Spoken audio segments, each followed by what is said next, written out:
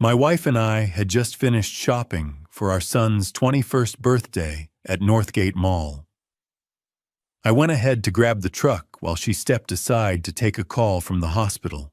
I didn't think twice about it. That was her life, always on call. I was almost at the vehicle when an older parking attendant approached me. "Is that your wife?" he asked quietly. I nodded. He glanced back at her, then pulled out his phone. "Sir, you might want to see this."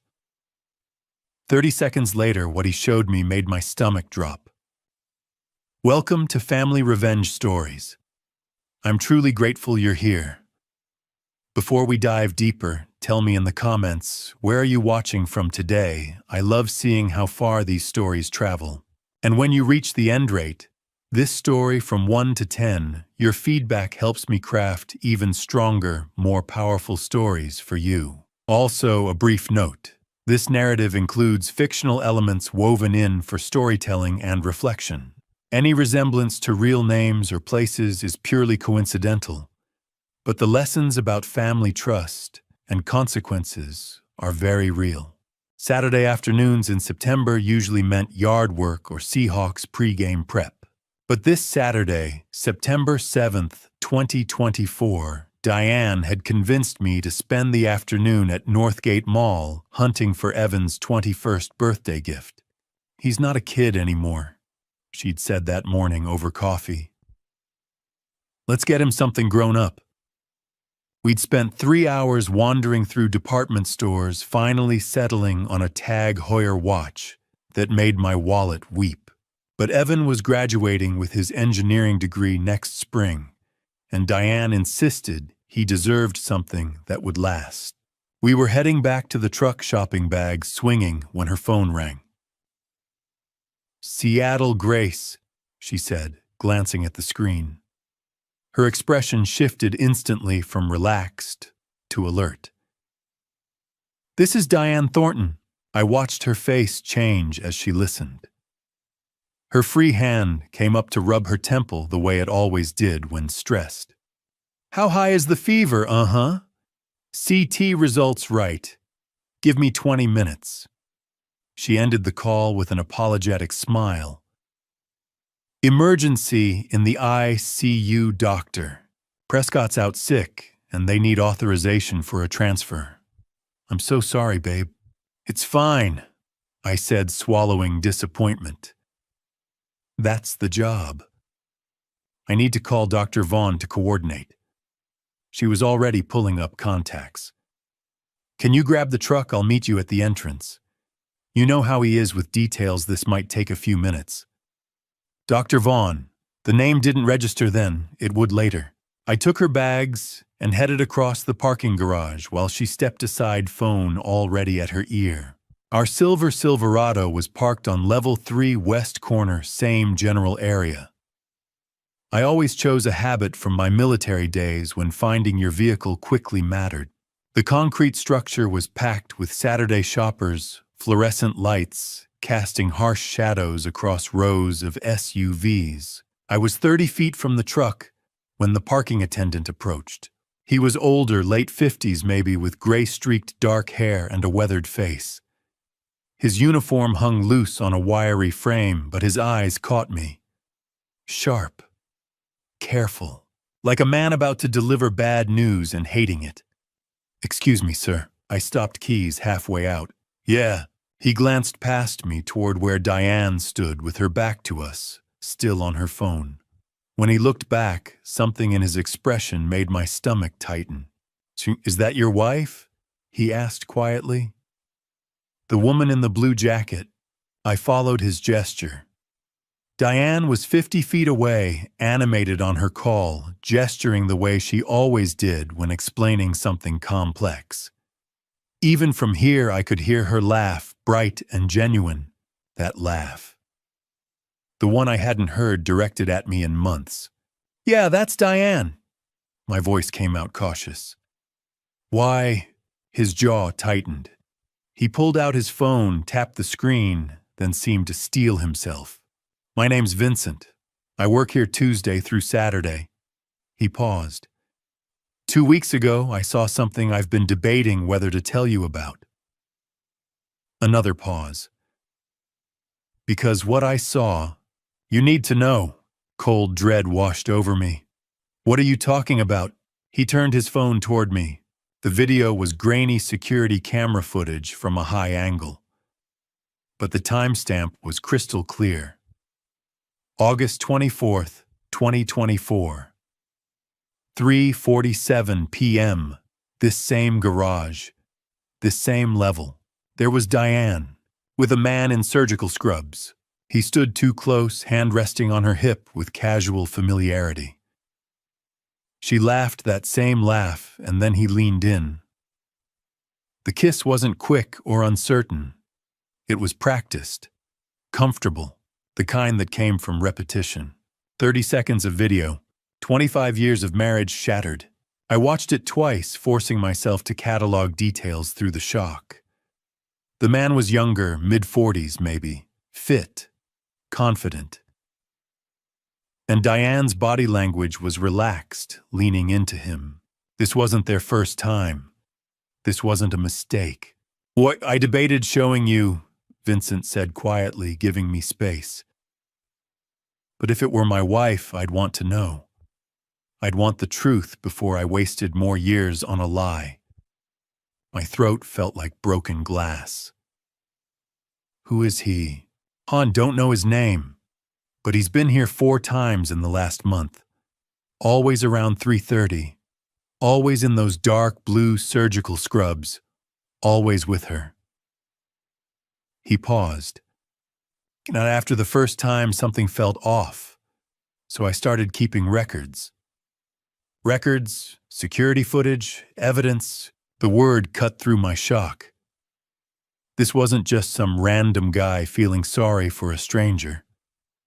Vincent had been watching, documenting. Why? Well, Mr. Thornton, I said automatically. Caleb Thornton. Something flickered across his face. Recognition maybe, but it vanished before I could read it. Mr. Thornton, I'm sorry I had to be the one to show you this. His voice carried genuine regret. But better to know now than keep living in the dark, right? I nodded, not trusting my voice. In the distance, Diane laughed again, still oblivious. She looked happy, carefree, like a woman who'd successfully balanced her Saturday with her husband, and her Saturday with her what? Her colleague, her lover. My mind raced through memories, rewriting them. Every late hospital shift, every weekend on call, every time she'd come home exhausted, smelling like antiseptic. How many had been real? How many had been him? But even through the rage and betrayal churning in my gut, 12 years of military intelligence training kicked in. I'd spent a career as an analyst, learning to process information without emotion, to wait for the complete picture before acting, to understand that premature moves lost wars. Don't react. Gather intelligence. Confirm everything. Then strike with precision. Thank you, I told Vincent. My voice was steady, controlled. I appreciate you telling me. He studied me for a long moment. You're not going to confront her right now. Not yet. I glanced at Diane wrapping up her call. Not here. Something like respect crossed his features. If you need anything more evidence, testimony, whatever, you know where to find me. Tuesday through Saturday, 2 to 10. I filed that away and forced myself toward the truck. By the time Diane reached me, I had my expression locked down. Neutral. Just tired from shopping. Crisis averted, she said brightly, sliding into the passenger seat. You know how Dr. Vaughn is. Always panicking over nothing. She set her phone in the cup holder and smiled that smile I'd fallen for 26 years ago. Thanks for grabbing the car, babe. My feet are killing me. Dr. Vaughn. The name landed like a physical blow. The man in the scrubs. The man she'd been kissing 2 weeks ago. The man she'd just spent 10 minutes coordinating with. "No problem," I said, starting the engine. She talked the whole drive home hospital politics. Evan's birthday plans, a new restaurant we should try. I made appropriate sounds, nodded at the right moments, even smiled when she touched my arm. But inside, everything had changed. The man who would have confronted her in that garage, who would have let emotion drive his choices, demanded answers, made a scene that man died somewhere between Vincent's video and the driver's seat. The one behind the wheel now was different. Someone who understood that showing your cards too early meant losing everything. Someone who knew real victory required patience, planning, and cold calculation. Dr. Vaughn. I filed the name with everything else. The timestamps, the scrubs, Vincent's careful documentation. The way Diane said his name, familiar, casual, like someone she spoke with daily. My hand stayed steady on the wheel. My voice stayed calm, answering her questions. My face showed nothing but a tired husband after a long day of shopping. But behind that mask, a different man was taking notes, calculating, planning. This wasn't over. It was just beginning. The house was dark when we pulled into the driveway. Bellevue's suburbs had that September quiet lawn, sprinklers on timers, porch lights glowing yellow, the distant hum of I-405 fading to white noise. Normal, peaceful, a different lifetime. Diane hummed while brushing her teeth some off-key pop song. I watched through the bathroom mirror as she caught my eye and smiled, genuine, warm, nothing to hide. Long day," she said, rinsing her toothbrush. "But Evan's going to love that watch." "Yeah, he will." She kissed my cheek and pulled back the covers on her side. Our bed. The one we'd picked out 15 years ago. The one where we'd whispered about our son's grades and college applications and whether he was ready for the world. How much of that had been real? I went through my routine on autopilot, teeth contacts, out phone on the nightstand. Diane was already under the covers, scrolling through something on her phone. Blue light illuminated her focused expression. Then she placed it under her pillow. Not on the nightstand, not beside her, under the pillow. I'd watched her do this for months without questioning it. "My alarm's too loud on the nightstand," she'd explained once. "This way the vibration wakes me without disturbing you. Considerate, thoughtful, reasonable." Now I knew better. I climbed in, turned off my lamp, stared at the ceiling. The house settled with familiar creaks. The furnace kicked on. A dog barked twice down the street. Diane's breathing evened out within minutes.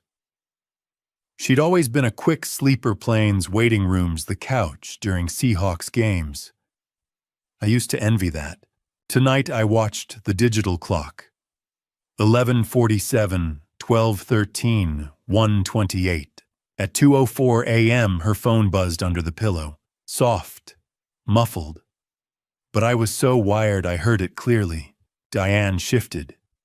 Reached under the pillow, fingers brushing the phone. Then she smiled, still asleep. A small, unconscious curve of her lips. Who makes you smile like that, even in your dreams? Dr. Vaughn, dark blue scrubs, confident hands, that practiced kiss. I forced myself to breathe. 4 counts in 4, hold 4 out. Box breathing from my army days. Staying calm under fire. Because this was fire. My mind cycled through the past 8 months. Vincent had said 4 times in the last month, which meant this had been going on longer. 8 months of signs I'd missed. The gym bag in her trunk that never needed fresh clothes. The new perfume she'd started wearing in June, floral, expensive, not her usual scent. Her phone always face down. Now passcode locked, notifications hidden. Work's been stressful, she'd said when I'd asked.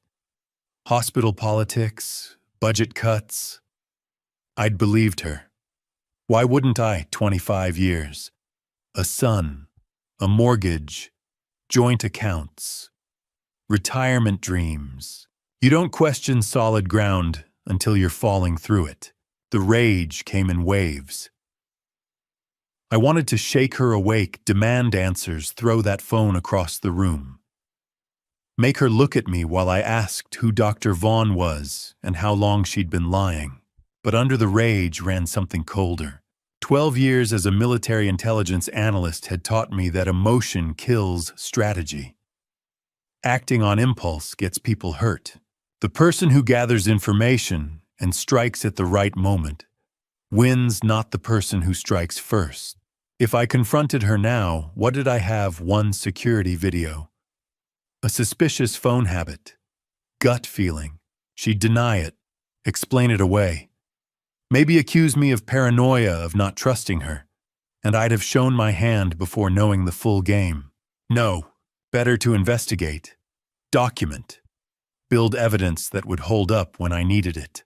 I needed a private investigator, someone who could follow her, confirm Vincent's video, find more. Bank records, phone records, patterns, because if this was real, and I knew it was, I needed to protect myself. Protect Evan, protect everything I'd built. At 3:47 a.m., her phone buzzed again. This time she didn't smile, but she reached for it, still asleep, pulling it closer like a child with a teddy bear. I closed my eyes and counted breaths. Morning crawled forward. 4:15, 5:02, 6:33. When Diane's alarm went off at 7, I'd been awake 8 hours straight. She stretched, yawned, rolled over, smiling. Morning, babe. Sleep okay. Like a rock. Downstairs, I went through motions. Started the coffee maker she'd insisted we needed 2 Christmases ago. Pulled out eggs, butter bread. Set the table while she showered. When she came down, hair damp, smelling like vanilla shampoo, she was already talking. Evan texted last night. He's thinking about coming home next weekend. We should take him to that steakhouse he loves. She poured coffee, added cream. Oh, and I've been looking at kitchen remodels. Those granite countertops we talked about. I think we should finally do them. She sat at the island, scrolling through Pinterest while I scrambled eggs. I nodded. Made sounds. Asked about countertop colors. Normal. Automatic. A performance I could deliver in my sleep. Because behind the breakfast routine and the coffee and the conversation about kitchen renovations, I was calculating. Vincent's offer. If you need anything, evidence, testimony, you know where to find me. First move. Find a private investigator. Get documentation. Build the case. Second move. Protect assets. Talk to a lawyer. Understand my options. Third move. Wait. Watch. Let her think everything was fine while I gathered ammunition. Diane laughed at something on her phone.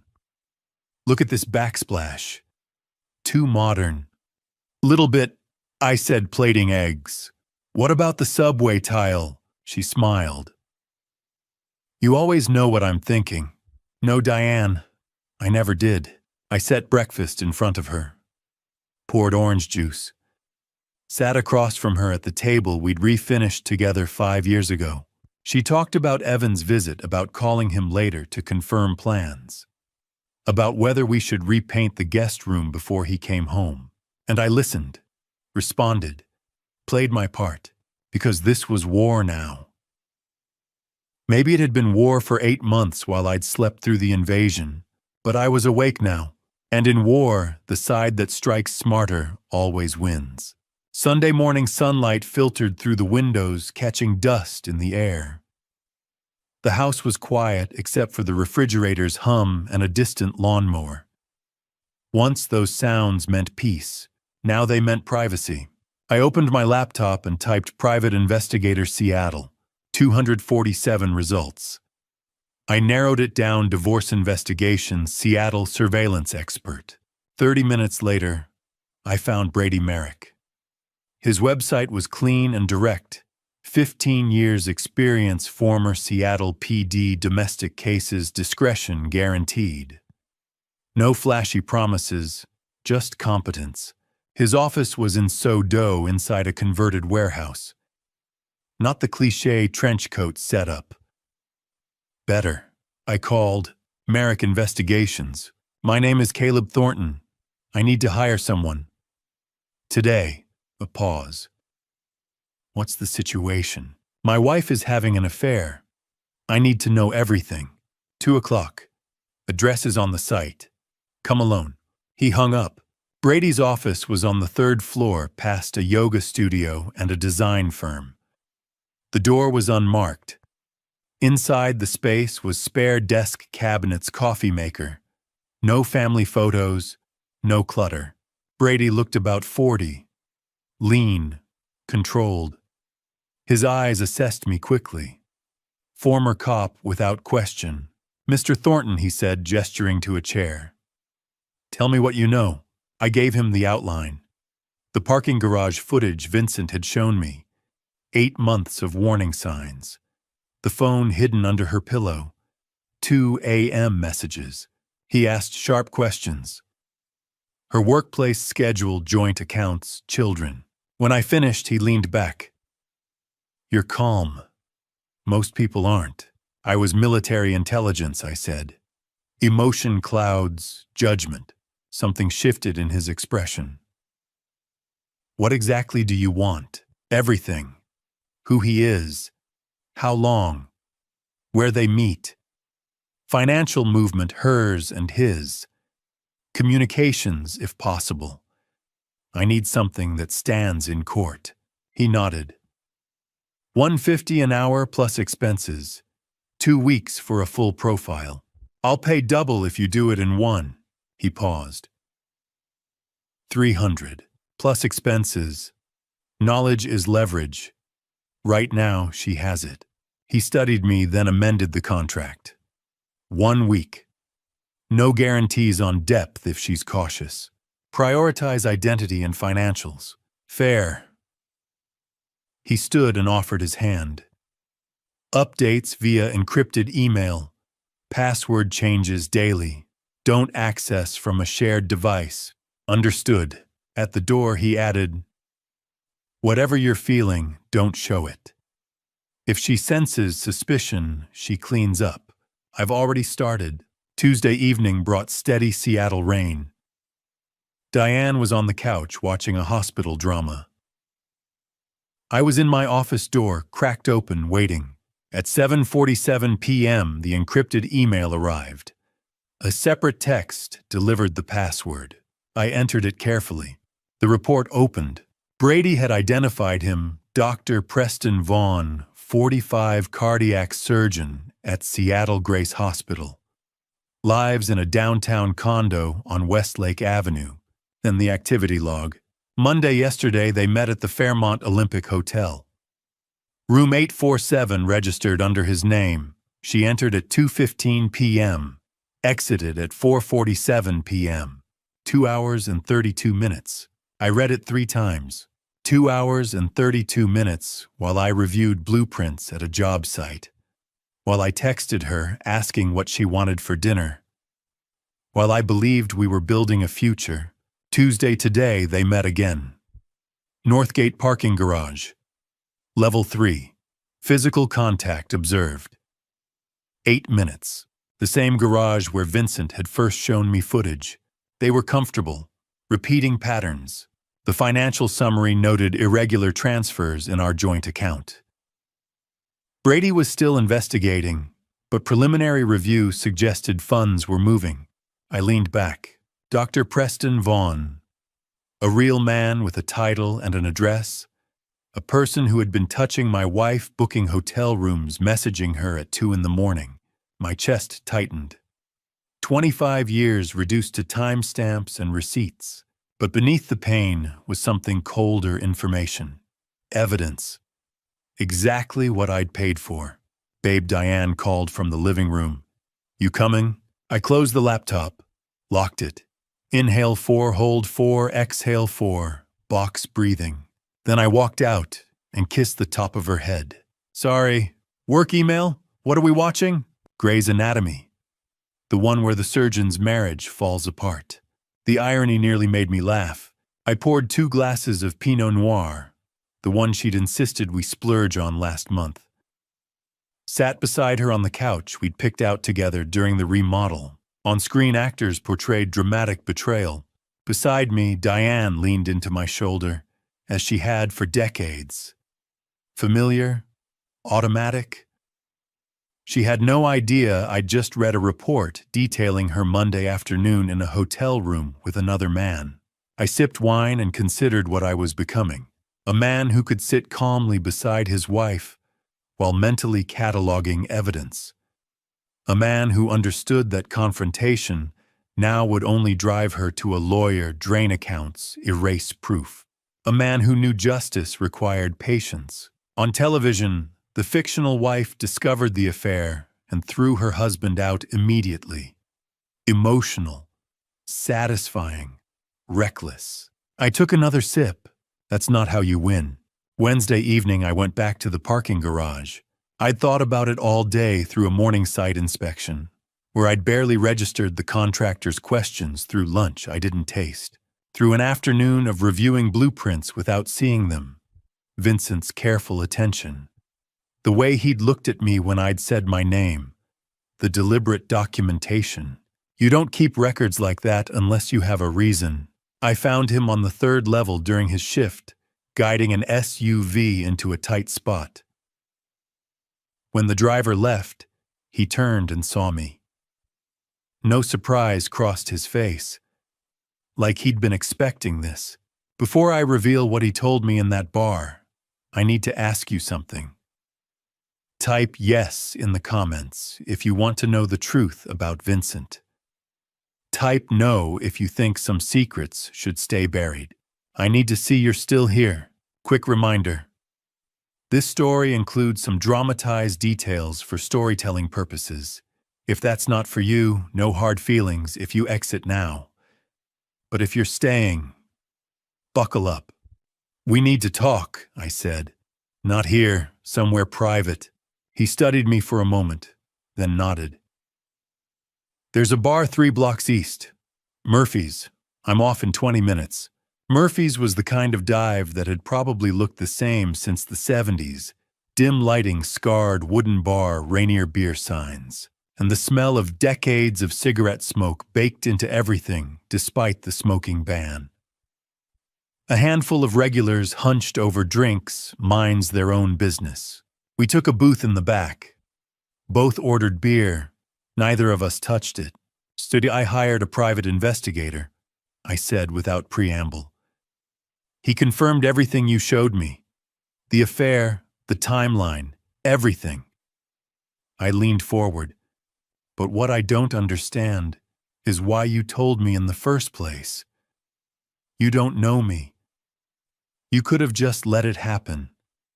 Stayed out of it. Vincent was quiet for a long time. His hands rested on the table, weathered and scarred working hands. His jaw worked like he was chewing words, trying to figure out which ones to spit out. I could have, he finally said. Part of me wanted to. Part of me thought maybe you deserved it, the perfect life falling apart. Why would I deserve it? Because you got everything I didn't. He met my eyes. But then I watched you. Really watched you. And I realized you didn't know. About any of it. The affair. The other thing. What other thing? Vincent reached into his jacket and pulled out a photograph. Old, creased at the edges, colors faded. He set it on the table between us. A young Asian woman, maybe early 20s, holding a baby. Beside her stood a white man in his 30s, suit and tie, hand resting on her shoulder, but not quite touching the child. I looked at the man's face. The eyes, my father's eyes. The floor dropped out from under me. His name was Thomas Thornton, Vincent said quietly. 58 years ago, he had an affair with my mother while on business in Sacramento. She was a translator at a conference. He was married, had a 2-year-old son back in Seattle. Me. He'd had me. He left before I was born. Never came back. Never sent money. Nothing. Vincent's voice was flat, decades of pain compressed into monotone. My mother raised me alone. Worked 3 jobs. Never told me his name until I was 15. When I finally tracked him down and showed up at his office, you know what he said? I couldn't speak. He said, "I have a family. I have a son. You're a mistake. Don't come back here. If you tell him, I'll destroy you and your mother." Vincent's hands clenched. So I didn't. For 43 years I kept that secret. My mind raced. My father, the man who'd taught me to throw a football, who'd come to every little league game, who'd worked overtime to pay for college, had done this. Had another son he'd threatened into silence. "How did you find me?" I managed. Vincent pulled out another document. A DNA lab report. My name at the top. His at the bottom. Probability of half-sibling relationship 99.97%. 3 years ago, I took a DNA sample from a coffee cup you left at a construction site. I was a licensed private investigator back then, mostly retired now, but I still had connections. Once I confirmed it, He trailed off. I didn't know what to do. Part of me wanted to confront you. Part of me wanted to see if your perfect life was really perfect. Part of me just wanted to protect you from getting hurt the way I did. So you took a job at the parking garage 6 months ago, after I'd watched you for a while, learned your routine, your wife's routine. His expression darkened. 4 months ago, I saw her with Preston. I recognized the signs, the looking over shoulders, the quick touches, the practiced way they moved together. I've done enough domestic surveillance to know what cheating looks like. And you kept watching. I kept records, photos, timestamps, because I thought if it came to it, you'd need evidence. The kind that holds up. He paused. And because I knew what it felt like to be lied to about family, I couldn't let her do that to you without you knowing. My brother. This stranger was my brother. Brady Merrick, I said slowly. The PI I hired. Is he my son? Vincent's mouth twisted. When you called looking for an investigator, I told him to take your case, to do it right, to help you the way I couldn't help myself all those years ago. We sat in silence. 2 men who shared DNA and nothing else, connected by a father who'd failed us both in different ways. I'm sorry, Vincent finally said, for all of it, for how you found out, for... Don't.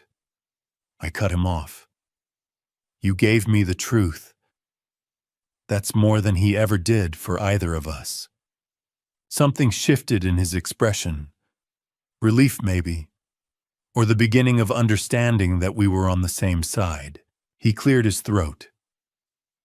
There's something else. Brady found it in his preliminary investigation. What? His money. Your wife and Preston, they're not just having an affair. They're moving money. Significant amounts. From your joint accounts into something else. My blood went cold. How much? Brady's still tracking it. But based on what he's seen so far, Vincent met my eyes. Enough that this isn't just about betrayal anymore.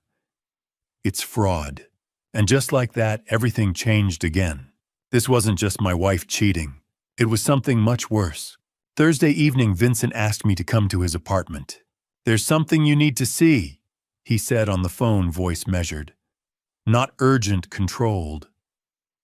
The kind of tone that meant bad news was coming, but it would be delivered carefully. I'd already had enough bad news for one lifetime. His place was in Capitol Hill, an old brick building squeezed between coffee shops and vintage stores.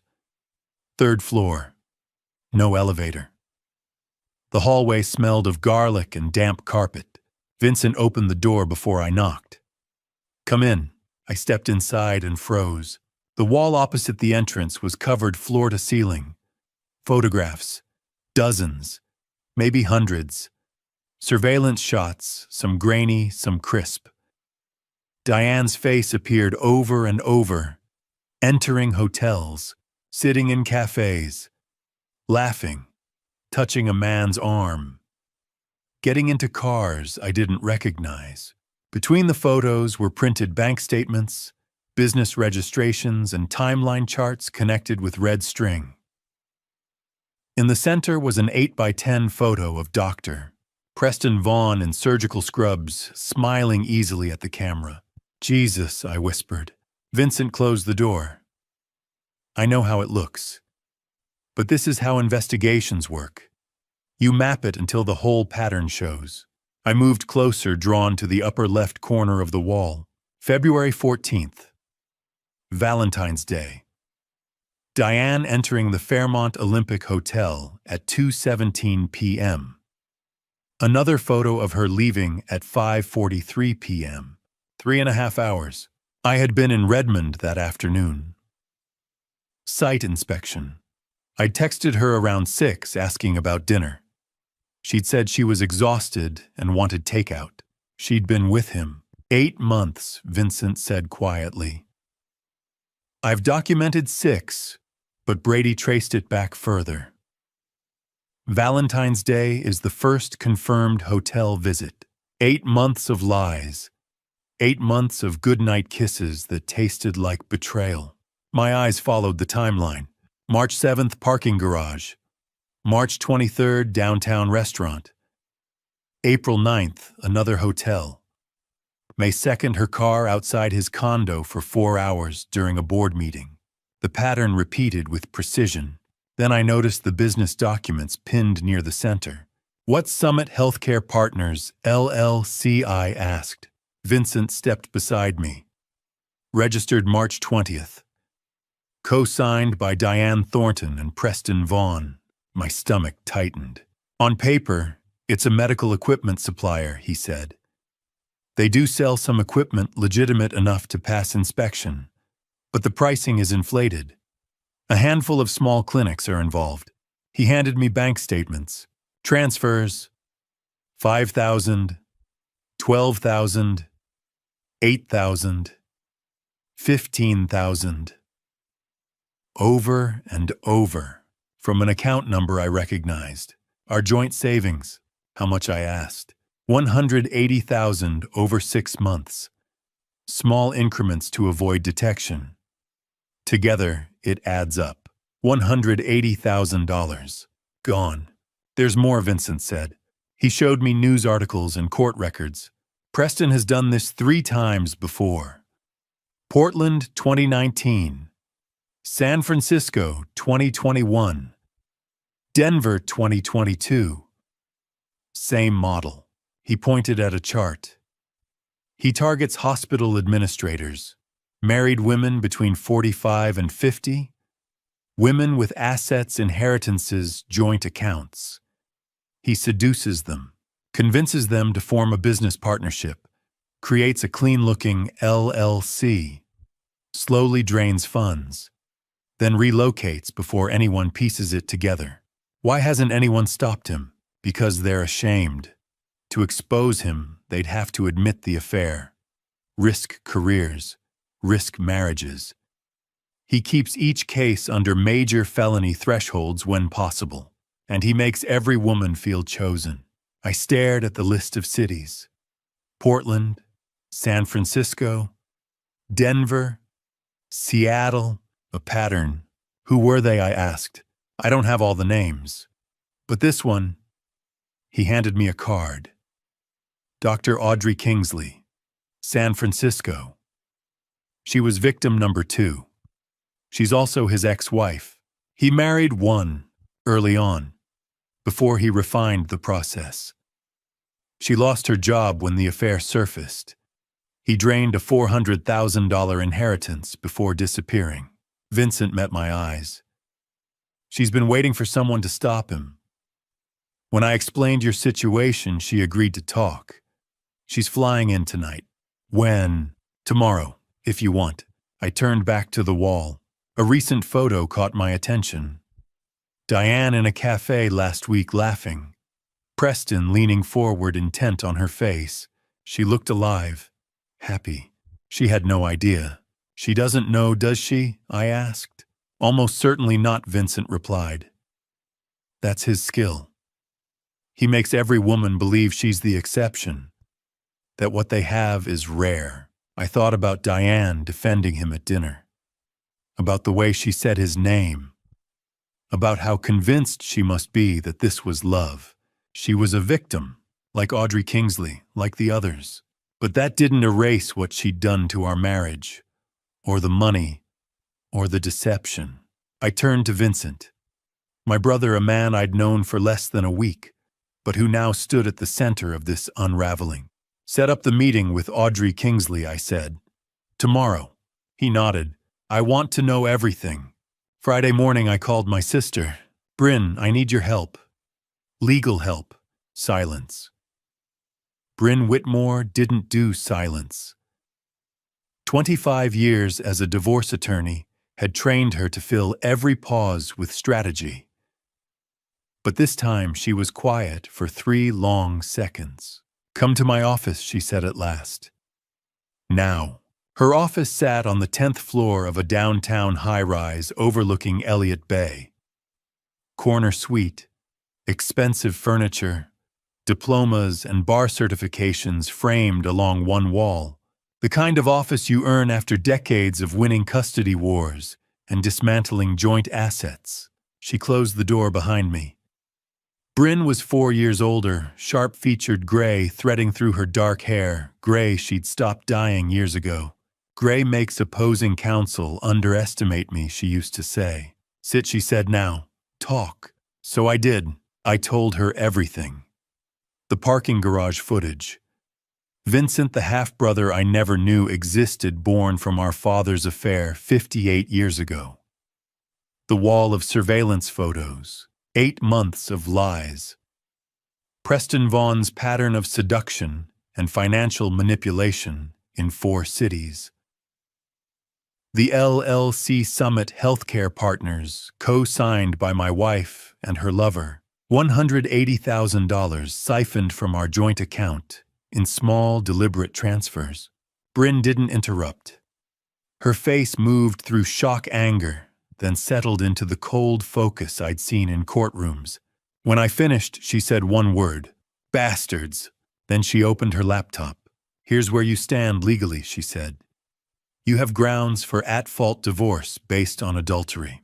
Washington is technically no fault, but documented adultery still influences asset division in certain contexts. The financial transfers strengthen your position significantly. And if that LLC involved interstate electronic transactions, we're looking at potential federal wire fraud. What are my options? She didn't hesitate. Monday morning, we file for divorce. We cite adultery and financial misconduct. At the same time, we file an emergency motion to freeze all joint accounts. That prevents her from moving or hiding additional funds. She paused, studying me. What do you want, Caleb? Not the legal answer. The real one. I'd already decided. I want the house. I want every dollar back. And I want her to understand exactly what she destroyed. Bryn's gaze sharpened. You're not asking for fairness. I'm asking for precision. She smiled slightly. Good. She pulled out a legal pad. Step 1, documentation. Every report from your PI. Every surveillance photo. Every financial statement. Hotel receipts. Time-stamped evidence. We build a case she cannot spin. Vincent's been documenting for 6 months. Excellent. She continued writing. Step 2. Emergency account freeze. Once approved, and with this evidence it will be she cannot access funds without court authorization. She tapped her pen thoughtfully. Step 3. The house. Did Dad ever update the mortgage structure after Mom died? No. Why? She turned her laptop toward me. Because he inserted a protection clause when you refinanced. If the marriage dissolves under proven adultery, his estate retains an interest in the property.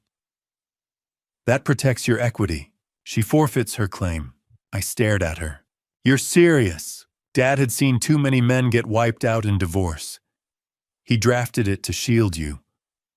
She gave me a look. Yes, ironic, considering his own history. But he protected you. Another layer I hadn't known existed. Step 4. Bryn said we leveraged the LLC fraud.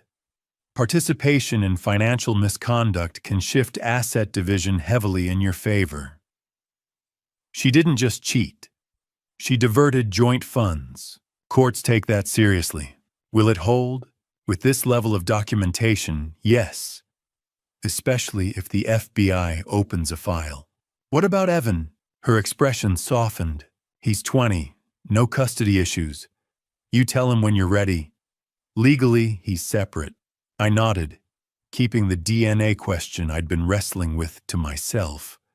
One battle at a time, Caleb Bryn said quietly, leaning forward.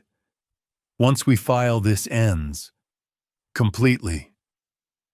No reconciliation window. Are you certain? My marriage ended 8 months ago, I replied. I just learned about it last week. She held my gaze, then nodded. Then we finish it properly. She reached for her phone. Judge Williams owes me a favor. I'll secure an emergency hearing Monday afternoon for temporary orders. That gives us the weekend to finalize everything. Thank you. Don't thank me yet, she said. This will get ugly. Diane will fight. Preston will hire counsel the moment he senses pressure. If federal investigators step in, it escalates quickly. I have Vincent. I have Brady. I have 6 months of documentation. And now I have you. That earned a different smile, less attorney, more sister. Yeah, she said. You do. When I stepped out of her office, my phone buzzed. Vincent. Audrey Kingsley confirmed for tomorrow, 2 p.m. Ballard Cafe. She has evidence. A lot. I texted back, I'll be there. 3 days ago, I'd been shopping for my son's birthday present, believing I was in a solid marriage. I'd been blind, comfortable, trusting. Now I had a private investigator, a half-brother with a wall of evidence, an ex-wife of my wife's lover flying in with documentation, and the best divorce attorney in the city drafting emergency motions. I wasn't reacting anymore. I was building a case. Saturday afternoon, I met Dr. Audrey Kingsley at a coffee shop in Ballard. She was already there when I arrived, sitting at a corner table away from the windows. 47, polished in that professional way that spoke of years climbing corporate ladders. Dark suit, minimal jewelry, hair pulled back neat. But it was her eyes that told the real story, tired in a way that sleep couldn't fix, the kind of exhaustion that came from surviving something that should have destroyed you. Mr. Thornton. She stood as I approached, offered her hand. Firm grip, steady eye contact. Whatever Preston had done to her, she hadn't let it break her completely. Thank you for agreeing to meet, I said, sitting across from her. Thank you for reaching out.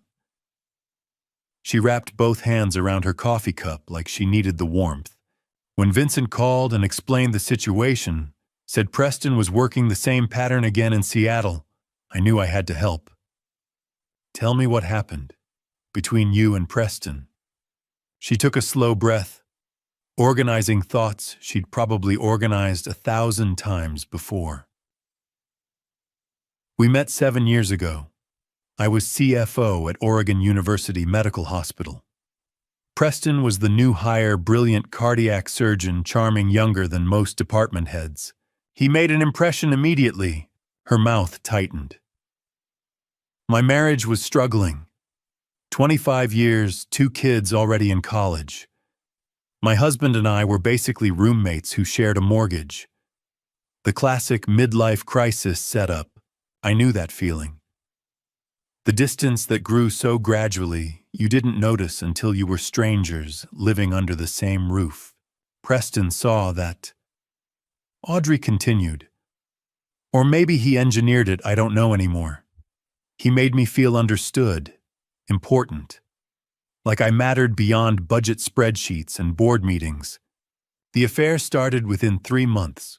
She said it clinically, like reading a medical chart. Detached. The only way to tell the story without drowning in it. 6 months in, he pitched the business idea.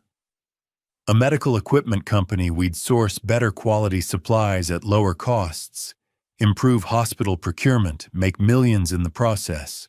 He called it a partnership between clinical expertise and financial management. Made it sound revolutionary. And how much did you invest? $400,000. My mother's inheritance. Everything she'd left me. Her jaw clenched. The equipment was real. The company was legitimate on paper. But the prices Preston charged were inflated by 3, sometimes 400%. And the contracts he negotiated somehow always seemed to benefit his other ventures. When did you realize? Too late. By the time I started asking questions, Preston had already structured everything to look like I was the one manipulating hospital contracts.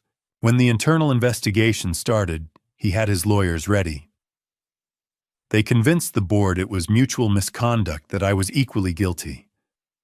I had to sign an NDA to avoid criminal charges. Her hands trembled slightly around the cup. My husband filed for divorce when everything came out. The hospital terminated my position.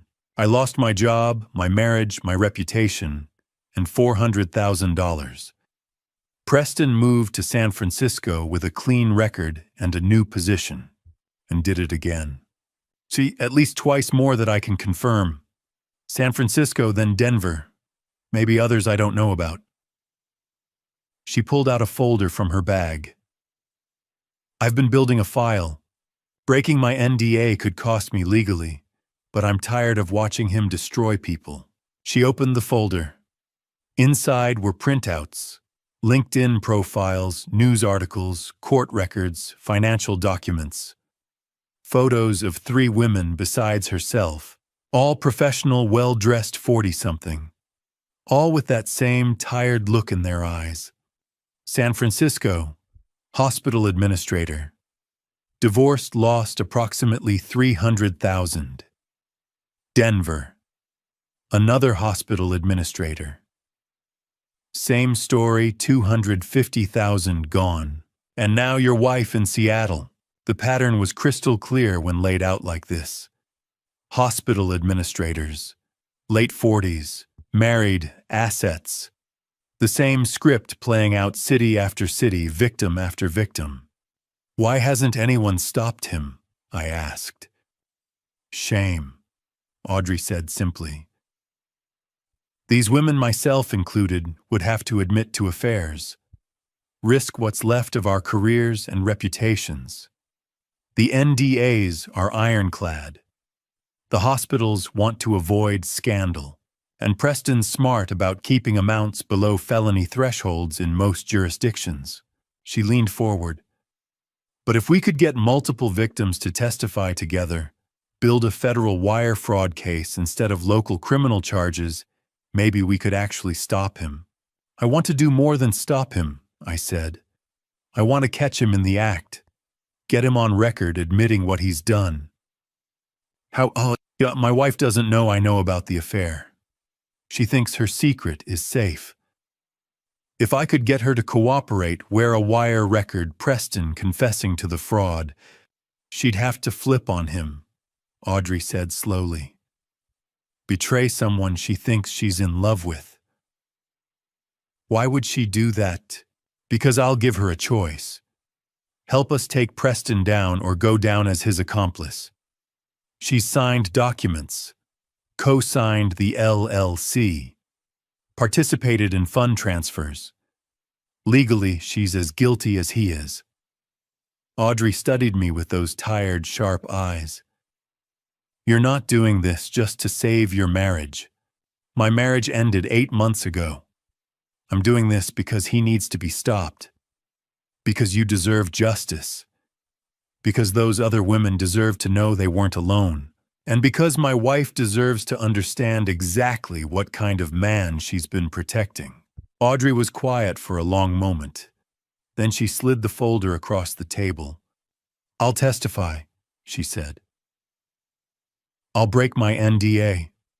I'll contact the other victims and see if they'll come forward. I don't care about the legal consequences anymore. I just want Preston Vaughn facing real justice for once in his life. I looked at the folder. 4 women's faces staring up at me from the documents. 4 lives dismantled by the same man who was currently dismantling mine. He will, I said. We'll make sure of it. Because this wasn't just about my marriage anymore. This wasn't about hurt feelings or betrayed trust or 25 years wasted. This was about stopping a predator, and we finally had an army strong enough to do it. The Seattle Grace Hospital annual fundraising gala was the kind of night where the city's medical elite gathered beneath crystal chandeliers to applaud their own brilliance. Diane had been excited for weeks. I had been preparing for 3 days. She bought a red silk dress that cost more than my weekly paycheck. Scheduled a hair appointment. Talked endlessly about board members, wealthy donors, and department heads angling for promotion. That morning I rented a tuxedo. The clerk asked if it was for a wedding. Something like that, I told him. Now we stood in the Fairmont Olympics Grand Ballroom, the same hotel where she'd spent Monday afternoons in room 847 with Preston Vaughn, and I watched her perform. She glided between hospital administrators, laughing lightly, kissing cheeks, embodying the devoted executive's wife. She was still the woman who had caught my eye 25 years ago, still beautiful, still magnetic, still capable of lighting up a room. I just hadn't realized that glow included 8 months of betrayal with a cardiac surgeon. Vincent was outside in a valet uniform arranged through an old private investigator contact. Bryn stood near the bar in black, poised and watchful, playing my supportive sister while serving as legal witness. Under my rented tuxedo shirt pressed flat against my chest, a recording device captured everything. Washington was a one-party consent state. Every word spoken tonight would be documented. There's Dr. Vaughn, Diane said, touching my arm. Her eyes had already found him across the room. They always did. I should introduce you. He's been incredibly helpful with board politics. Lead the way. She laced her fingers through mine, her wedding ring flashing beneath the chandeliers, and guided me through the crowd. Preston stood at the bar among surgeons in tailored suits, radiating the confidence of men who held beating hearts in their hands. He was tall, fit, composed, the kind of doctor patients trusted instantly. His gaze found Diane before we reached him. I saw it recognition heat, then the swift shift to professional neutrality. He was practiced, comfortable, Dr. Vaughn, Diane said warmly. This is my husband, Caleb Thornton. He extended his hand. Mr. Thornton, a pleasure. His grip was firm. His eyes assessed me in seconds, construction worker mid-50s, not part of this world. I watched him dismiss me as harmless. Diane speaks highly of you, I said evenly. She's invaluable to the hospital. He replied, smiling at her in a way that suggested something private. I'm sure. I let silence linger. She's told me so much about you these past few months. I feel like I already know you. A flicker crossed his face. Your work, I continued casually. Your investment advice. Your ventures. Summit Healthcare Partners. Diane mentioned your co-founders. The color drained from him. Diane's grip tightened. Caleb. I've been studying how that company operates, I said, lowering my voice slightly. Pricing structures, vendor contracts, transfer patterns. Construction teaches you to respect documentation. I don't know what you're implying, Preston said. I know everything, I replied quietly. Every meeting, every transfer, every hotel room. Fairmont Olympic. Room 847. Monday afternoons, 2.5 hours on average. Summit Healthcare Partners, registered March 20th. Co-signed by you and my wife. $180,000 transferred from our joint accounts in 6 months. Diane made a small, strangled sound. Preston's charm dissolved. His eyes hardened. You don't know what you're dealing with. Try me. He leaned closer, voice sharp. I have friends, board members, city council. I'm a respected cardiac surgeon. You're a construction worker. His lip curled faintly. Who do you think they'll believe? I smiled. Because he had just handed me exactly what I needed, recorded, preserved. Let's find out, I said.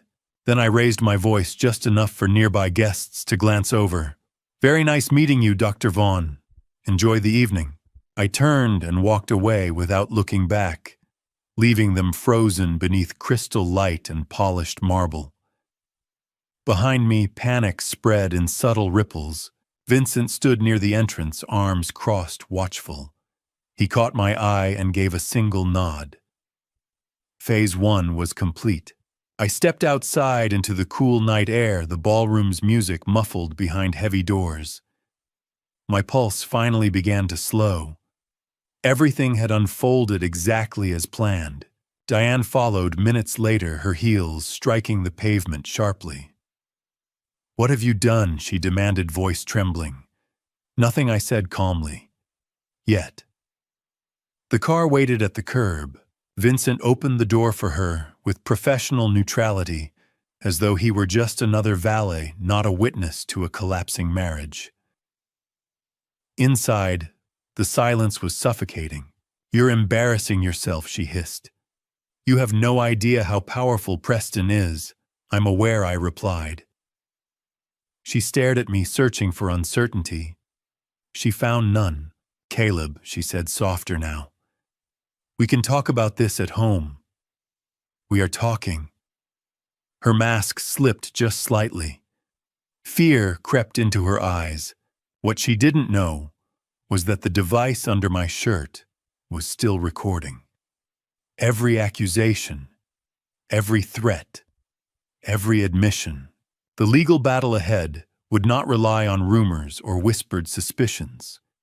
It would rest on evidence, financial records, corporate filings, transaction logs, and now recorded words spoken in anger. She thought tonight had been about humiliation. It hadn't. It had been about leverage. Vincent handed me the car keys at the valet stand. His eyes asked a silent question. You okay? I gave him a single nod. It's done. Diane followed me across the parking garage without speaking. Her heels clicked against concrete, echoing in the cavernous space. Still in shock, maybe, or already calculating her next defense. I opened the passenger door for her, 25 years of muscle memory, and she slid in mechanically, that red dress pooling around her legs. I closed the door, walked around to the driver's side, got in, started the engine. The silence between us was already suffocating. I pulled out of the Fairmont's garage and onto the wet Seattle streets. Rain had started while we were inside, soft at first, then building to a steady rhythm against the windshield. Diane sat rigid beside me, staring straight ahead, hands folded in her lap. She didn't speak until we merged onto UI-5, heading north toward Bellevue. When she finally found her voice, it came out tight, controlled, still trying to manage the situation. What the hell just happened back there? That was me being honest for the first time in a week. You embarrassed me in front of... I embarrassed you. My hands tightened on the wheel. That's really what you're concerned about right now. Kroglib, whatever you think you know, stop. The word came out harder than I'd intended. Don't insult me with denials. Silence. Just rain and road noise and the sound of 25 years cracking apart. I saw you, I said quietly. At the parking garage. Saturday, 8 days ago. With him. I don't know what you're talking about. I pulled onto the shoulder. Right there on I-5, rain-pouring traffic rushing past. Put the car in park. Turned to face her directly. Diane, I have video. 8 months of surveillance. Hotel check-ins. Financial records. LLC documents with your signature. I have everything. The color drained from her face. All that careful control evaporated. Oh God. How long? My voice stayed level, clinical. Before you insult me with explanations, just tell me. How long have you been sleeping with him? She stared at her hands. Her wedding ring caught light from passing headlights. 8 months, she whispered. Since February. Valentine's Day. How romantic. Caleb, please. And the money. The $180,000 you stole. He said it was an investment. I pulled Audrey's folder from inside my jacket.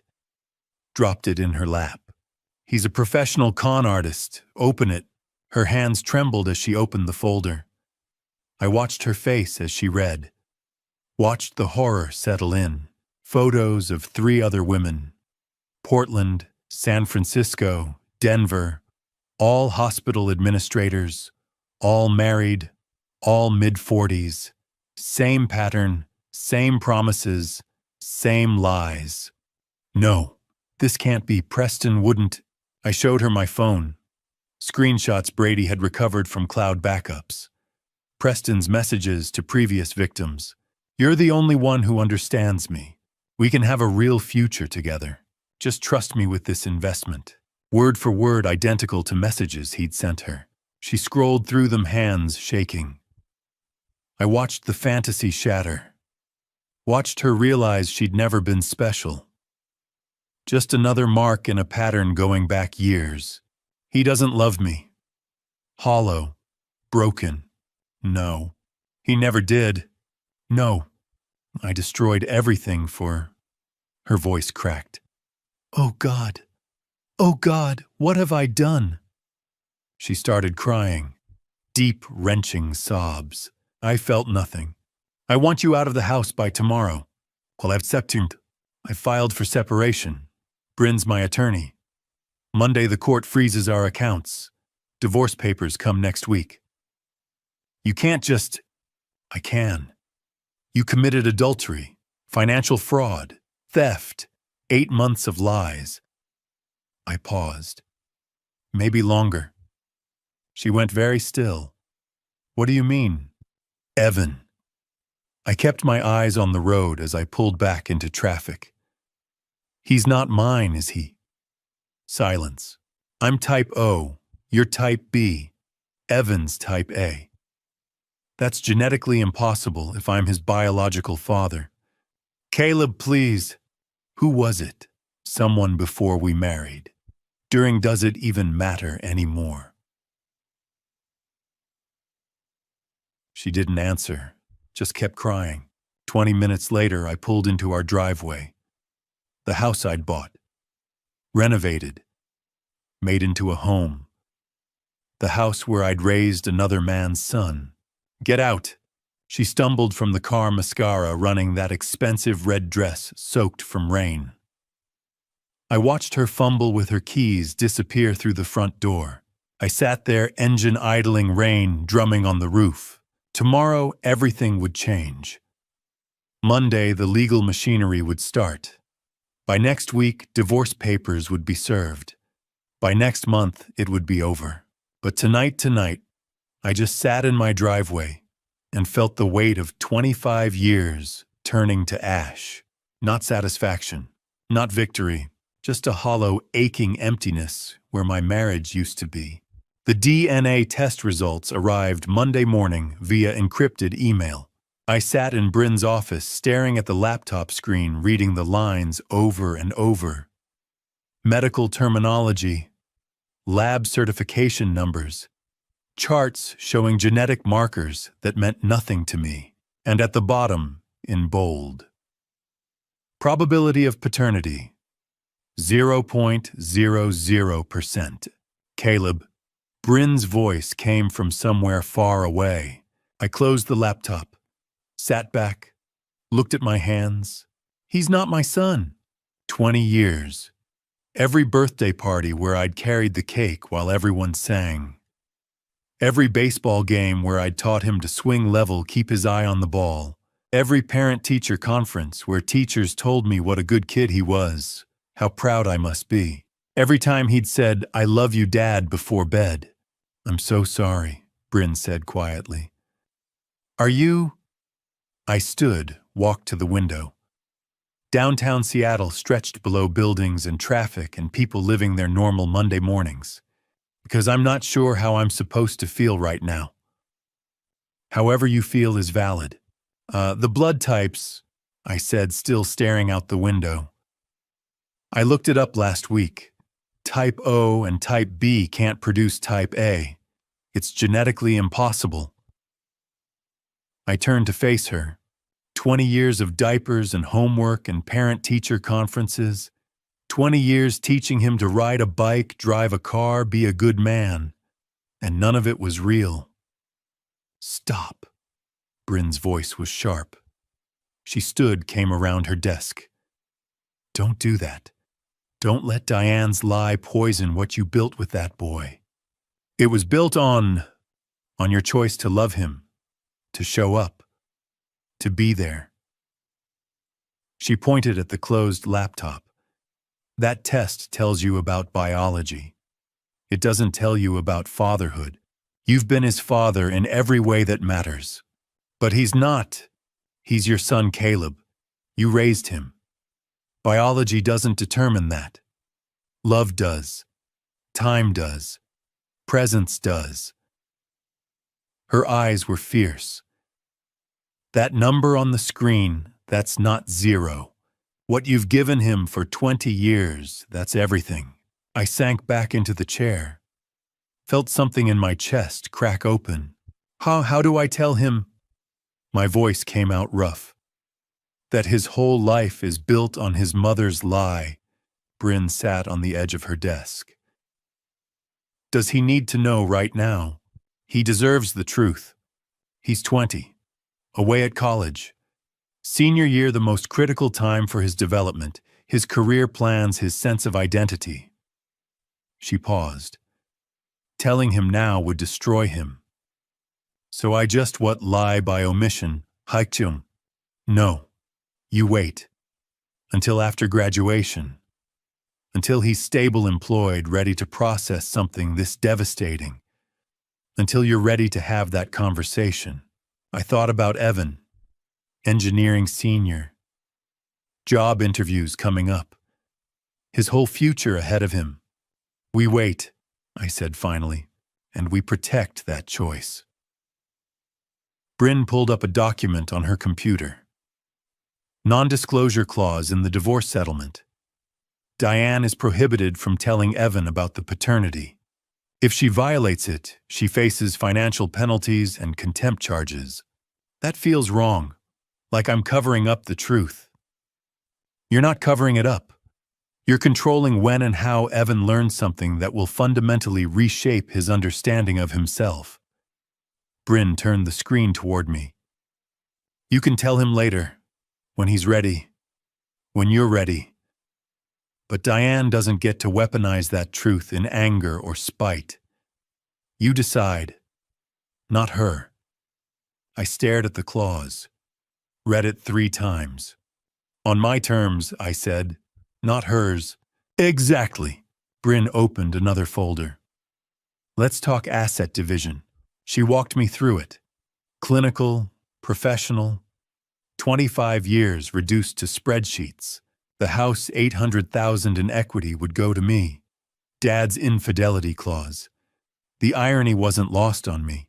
My father, who'd had his own affair that produced Vincent, had still thought to protect me from the same fate. Retirement accounts 1.4 million total. I'd keep 1.2 million. Diane would keep only her own 401k, about 200,000. She'd forfeited the joint savings through fraud and theft. My construction business, $500,000 in value, stayed entirely mine. Built before and during the marriage, but she'd forfeited any claim through adultery. No alimony. At-fault divorce plus financial fraud meant she walked away with almost nothing. "Ma, the emergency hearing is at 2, Bryn said. Judge Williams will freeze the joint accounts today. Diane won't be able to touch another dollar without court permission. And the divorce papers, served by end of week." She paused. "This is really happening, Caleb. Once we file, once these accounts freeze, there's no going back. Are you ready?" I thought about Evan away at college, unaware that his family was imploding. Unaware that his mother had lied about his paternity for 20 years. Unaware that I was fighting to protect him from truths he wasn't ready to handle. I thought about Diane, who'd stolen 20 years of truth from both of us, who'd built our family on lies I was still uncovering. I thought about Preston Vaughn, who'd destroyed multiple lives for money and ego, and would have walked away clean if I hadn't stopped him. "I'm ready," I said. "Let's end this." Bryn slid the papers across her desk. I picked up the pen and signed. Monday evening, I sat alone in the house that was finally just mine. The silence felt different now. Not empty, just quiet. Diane had been gone since Saturday night. Her things were still upstairs, clothes, makeup, shoes, but she was gone. Staying at some hotel downtown, probably. Using the credit card I hadn't frozen yet. That would change tomorrow morning. My phone buzzed on the kitchen counter. Voicemail notification. Diane's number. I stared at it for a long moment. Debated not listening. But curiosity, or maybe strategy, won out. I hit play. At first I thought she was calling me. Then I heard the rustling sounds. Muffled movement. The hollow acoustic of a phone in a purse or pocket. Pocket dial. She'd called me by accident. And then I heard her voice trembling, talking to someone else. "Preston, please pick up, please." My hand tightened on the phone. Ringing sounds through the recording. Once, twice, 3 times. Then a click. "What?" Preston's voice came through cold. Flat. Nothing like the charming surgeon who'd smiled at me at the gala. "Oh, thank God." Diane's voice was thick with tears. "Caleb, he knows everything. About us, about the money, everything. He froze the accounts, filed for divorce. I told you not to call me. Preston, what do we do? I don't know what to... We." His voice turned sharp. "There is no we anymore, Diane." Silence. Then Diane's voice, smaller, broken. "What do you mean?" "I mean you were careless. You let yourself get caught. I can't be associated with any of this." "But you said we'd start over together. California. The practice we'd build." I said a lot of things. Matter of fact, like he was discussing weather. "Look, this was fun while it lasted. But you've become a liability. A liability." Her voice cracked. "Preston, I left everything for you. My marriage, the LLC is in your name. The transfers came from your accounts. Your signature is on everything." Each word was a door slamming shut. "Good luck explaining that to your lawyer. You can't just, Preston, please. Watch me." Click. The line went dead. For several seconds, there was nothing but the sound of Diane breathing. Then she started sobbing. Deep, wrenching sounds that might have moved me 2 weeks ago. Now I just listened clinically. Evidence. Every word was evidence. Oh God, she whispered to herself through the tears. He never loved me. He was just using me all along. Oh God, what have I done? The voicemail cut off. Time limit reached. I stood in my kitchen phone, still pressed to my ear, staring at nothing. Then I played it again, listened to the whole thing a second time. Preston's cold dismissal. Diane's realization hitting in real time. The confirmation that everything Audrey had told me was true. Preston Vaughn was a professional. He'd done this before. He'd do it again, unless we stopped him. I saved the voicemail, forwarded it to myself via email, backed it up 3 different ways. This was exactly what we needed. A knock at the door pulled me out of my thoughts. I opened it to find Vincent holding 2 bags of Chinese takeout. Figured you hadn't eaten, he said, walking past me into the kitchen like he'd been doing it for years instead of weeks. I've been eating. Coffee and rage don't count as a meal. He started unpacking containers. Kung Pao chicken, fried rice, egg rolls. Despite everything, I almost smiled. Since when are you my nutritionist? Since I'm your brother and somebody needs to make sure you don't self-destruct. He grabbed plates from the cabinet, somehow already knew where they were. You look like hell, by the way. Thanks. What are brothers for? We sat at the kitchen table. Vincent handed me a fork. Something happened, he said. Not a question. I pulled out my phone. Diane pocket dialed me about an hour ago, left a voicemail. I hit play. Vincent's face went darker with every word. By the time Preston said, "Watch me," and hung up, his jaw was clenched tight. "Oh, that son of a bitch," he said quietly. Preston just gift-wrapped us a confession and made Diane desperate. Vincent looked up at me. Desperate people cooperate. That's what I'm counting on. I took a bite of chicken. First real food I'd eaten all day. Give her one more day. Let her realize she's completely alone. Preston's gone. I'm gone. The money's about to be gone. Then we approach her about the wire. You think she'll do it? What choice does she have? I picked up my phone, played the voicemail one more time. Diane's voice. He never loved me. He was just using me. She's finally seeing what we've known all along. Preston Vaughn is a predator, and she was just another mark. Think she'll throw him under the bus? She already has. We just need to make it official. Vincent nodded slowly, picked up his beer. You know what's weird? What? I don't even hate her anymore. I said it before I'd really thought about it. I just feel done. Vincent studied me for a moment, then nodded. That's maturity or exhaustion. Sometimes they're the same thing. My phone buzzed. Text from Bryn. Emergency hearing approved.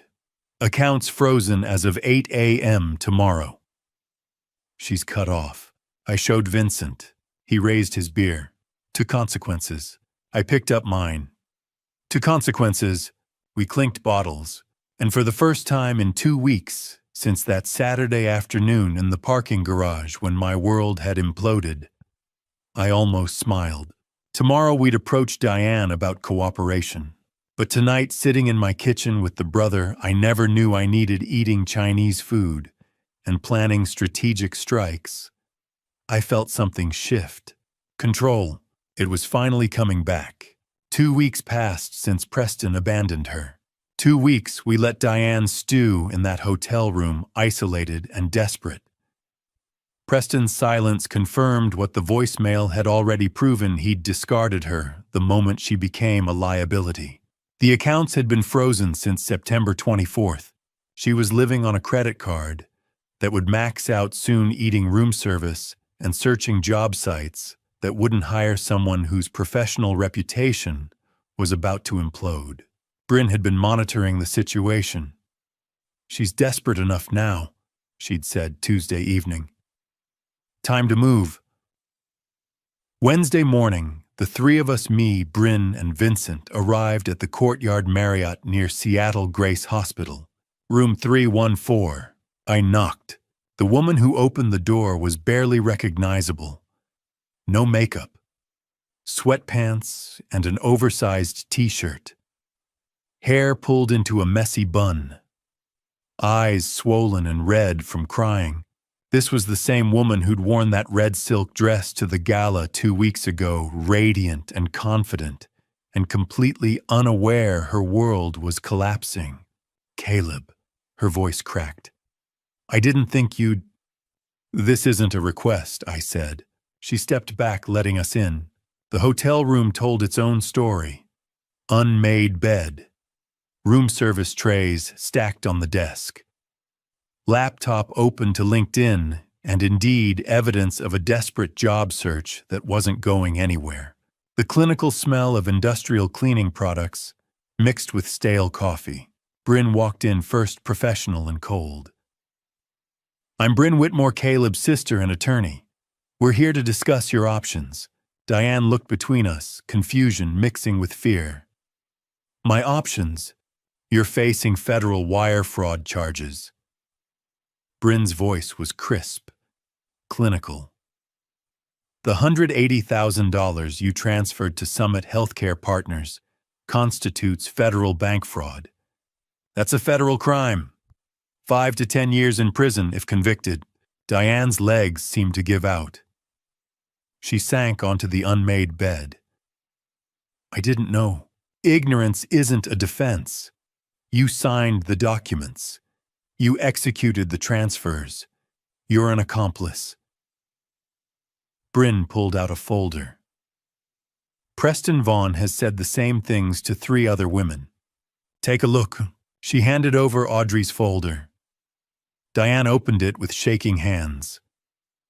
I watched her face drain of color as she read. Portland, San Francisco, Denver. 3 women before her. Same pattern. Same lies. Same promises. "Oh, God," she whispered. The FBI is building a case against him," Bryn continued. "They need someone who was involved. Someone who can testify." Diane looked up slowly. "You want me to testify against Preston?" "Yeah, we want you to wear a wire," Bryn said. "Get him to admit the fraud on tape. Then testify when the case goes to trial. He'll destroy me." I spoke for the first time since entering. "He already destroyed you." My voice was calm, factual. "Not cruel, but not kind either. You lost your husband. You're about to lose your home. Your reputation is gone. Preston doesn't care about you. He hasn't called back because you're no longer useful to him." Diane flinched like I'd slapped her. "Here are your options," Bryn said. "Cooperate and we can keep this quiet. Immunity deal, sealed records, no publicity. You lose Caleb and the house, but you don't lose Evan. You don't go to prison.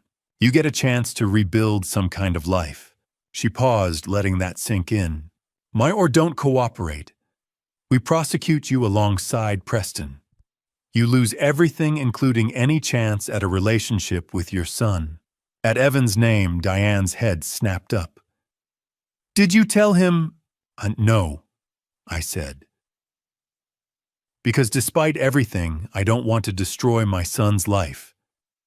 But if you don't cooperate, if you force us to go to trial, everything becomes public. Evan will know exactly what kind of person his mother is." "That's blackmail." "That's reality," Bryn cut in. Silence filled the hotel room.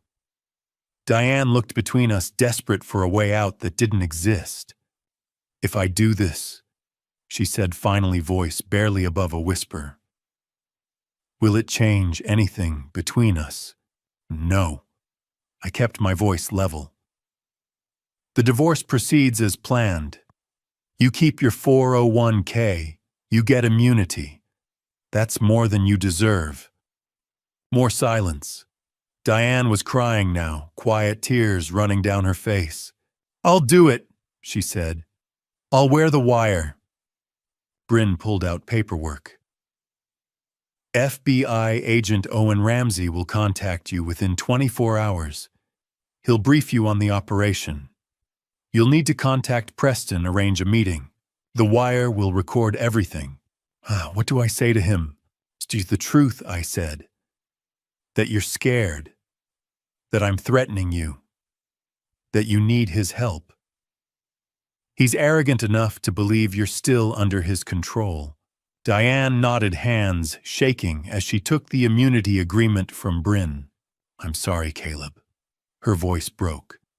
For everything. I never meant for. I stood, headed for the door. Didn't look back. Sorry doesn't fix this, I said. But cooperation might save you. Outside in the hotel corridor, Vincent put a hand on my shoulder.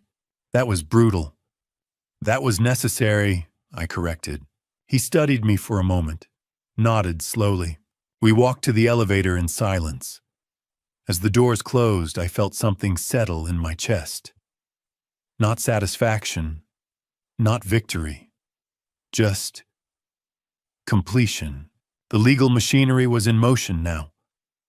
Diane would cooperate or she'd face consequences alone. Either way, Preston Vaughn's time was running out, and he had no idea the trap was closing around him. Thursday morning, we met at the FBI field office in downtown Seattle. The building was exactly what you'd expect. Sterile, imposing, the kind of place designed to make you feel small and exposed. Security checkpoints, badge scanners, agents moving through hallways with the quiet efficiency of people who'd seen everything. Agent Owen Ramsey looked like he'd seen most of it. Mid-40s, maybe pushing 50. Gray suit, white shirt, dark tie. Eyes that had witnessed too much white-collar crime and stopped being surprised by human greed years ago. We gathered in an interrogation room, me, Diane, and Bryn. Vincent was next door in the observation room, watching through the one-way glass. Diane had barely spoken since agreeing to cooperate yesterday. She sat rigid in the metal chair, hands folded in her lap, looking like someone waiting for execution. Agent Ramsey entered carrying a thick file folder, set it on the table, looked at Diane with those tired eyes. Mrs. Thornton, thank you for agreeing to cooperate. She nodded mutely. Let's clarify the terms, Ramsey said, pulling out papers. You cooperate fully. You wear a wire. You get Dr. Vaughn to admit the fraud on tape. In return, you receive immunity from federal wire fraud prosecution. The charges against you will be dropped. And it'll be sealed. Diane's voice was barely audible. My son won't know. That's between you and your ex-husband. The FBI doesn't disclose case details unless necessary for prosecution. Since you're cooperating, you won't be named as a co-conspirator in public records.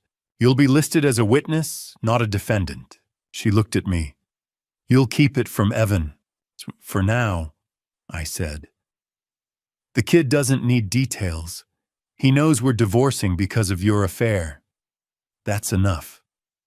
She flinched but didn't argue. Ramsey opened the file folder. Let's talk about Dr. Preston Vaughn's other victims. He spread photos across the table. 5 women. 5 different cities. Hannah Shepard, San Diego 8 years ago.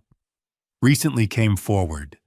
Dr. Audrey Kingsley, Oregon 7 years ago. Unnamed victim, San Francisco 6 years ago. Amanda Sutton, Portland 4 years ago. Valerie Porter, Denver 3 years ago. And you, Seattle this year. Diane stared at the photos, face draining of color. Over $2 million stolen across 10 years. 4 different hospitals. Identical pattern every time. Ramsey pulled out another document. He even used the same words. He showed Diane a comparison sheet. Messages Preston had sent to each victim. Preston to Audrey. You're the only one who understands me. Preston to Amanda. You're the only one who understands me. Preston to Diane. You're the only one who understands me. Word for word identical. A copy-paste con job. He said I was special, Diane whispered. That he'd never felt this way with anyone. He told all of them the same thing, Ramsey said. Not unkind, but factual. In some cases, word for word. You weren't special, Mrs. Thornton. You were a target who fit his profile. She looked like she might be sick. Here's how this works, Ramsey continued. This afternoon, you'll call Dr. Vaughn. Tell him you're scared, that your husband is threatening you with fraud charges, that you need his help. He'll come to your hotel. Men like him can't resist the opportunity to reassert control. What if he suspects? He won't. You're desperate and frightened. That's exactly what he expects. That's what makes you controllable in his mind. Ramsey leaned forward. Men like Preston Vaughn rely on power dynamics. He thinks you're weak. That's his weakness, underestimating people. He pulled a small device from his briefcase. This is a wire. We'll attach it between your ribs under your shirt. Invisible. You'll meet Preston in your hotel room. FBI agents will be in the adjacent room monitoring everything. Your job is simple. Get him talking about the LLC, the money, his pattern. He'll incriminate himself if he thinks you're still on his side. Diane's hands were shaking. What do I say? The truth. That you're terrified. That you don't know what to do. Ask him for advice. He'll give it, and in doing so, he'll admit to everything. Ramsey slid a phone across the table. Clean phone, untraceable. Call him now. Arrange the meeting. Diane picked it up with trembling fingers. Looked at me one more time. I nodded. She dialed, hit speaker. 4 rings, then Preston's voice irritated. I told you not to call me. Preston, please. Diane's voice broke perfectly. Genuine fear mixed with performance. I need help. Caleb's threatening me with fraud charges. The FBI. I don't know what to do anymore. I'm so scared. Silence. I could almost hear him calculating on the other end. And where are you? Hotel near the hospital. Preston, I don't know how to send me the address. I'll come by this afternoon. A pause. But Diane, this is the last time. You need to get your situation under control. I will. I promise. Just please help me figure out what to do. 3 p.m. Don't call me again until then. Click. Diane set the phone down, hands still shaking. He's coming. Good. Ramsey stood. Let's get you wired. After the briefing outside in the FBI parking garage, Bryn pulled me aside. You know this might not work, she said quietly. Preston's smart. He might not say anything incriminating. He will, I said. His arrogance will bury him. He thinks Diane's weak. He thinks she'll crumble. He has no idea she's already cooperating. And if he doesn't incriminate himself, I looked back at the FBI building. Then we have Audrey's testimony, Amanda's, Valerie's, and Diane's immunity means she'll testify too. Preston Vaughn is finished either way. But today just determines how quickly. Bryn studied me for a moment, nodded. Then let's make sure it's quick. That afternoon at 2:50 p.m., I sat in room 316, watching a video monitor. On the screen, Diane paced back and forth in room 314, her hands shaking. She'd been in there alone for 10 minutes, waiting. Agent Ramsey stood beside me, one hand on his earpiece, his voice barely a whisper into his mic. "Remember what we discussed, Mrs. Thornton? Let him talk. Don't push. Just listen." On the screen, Diane nodded. She looked exhausted. The red dress from the gala was long gone. Today she wore jeans and a plain sweater. Her hair was pulled back. No makeup. She looked like someone who hadn't slept in weeks. Vincent stood behind me, arms crossed. Bryn was beside him, taking notes on her tablet. None of us spoke. At 2:55 p.m., there was a knock on the door of room 314. Diane jumped. Her hand went to her ribs, where the recording device sat hidden beneath her sweater. Then she walked to the door and opened it. Preston Vaughn stepped inside. He wore surgical scrubs under a jacket he must have come straight from the hospital. His expression was cold, impatient. "This better be important, Diane. I've got surgery in 2 hours." Diane closed the door behind him. Her voice was small, frightened. "Caleb knows everything." Preston's jaw tightened. He glanced around the room as if checking for cameras. Then he turned back to her. "What do you mean, everything?" "He knows about us. He knows about the money. He showed me files, photos. He says you've done this before." "He's lying." "To other women? In Portland, San Francisco, Denver?" Preston's face darkened. He stepped closer to Diane, his voice dropping. "Your husband is fabricating stories because he's angry. That's what bitter men do when they lose." Diane shook her head. She was crying now. "He froze our accounts, Preston. He filed for separation. He says I helped you steal money, that I signed documents. It was a legitimate business investment. That made me part of a fraud scheme." Preston grabbed her arm. Not hard, but firm enough to make her flinch. "Listen to me.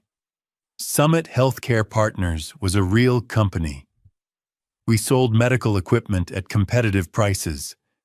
If your husband is trying to turn that into something criminal, he's desperate." Diane pulled her arm free. Her voice broke. "Then why did you stop answering my calls?" Preston went still. "Why did you tell me you loved me, and then disappear the second Caleb confronted you at the gala?" "I needed time to think. You needed time to run."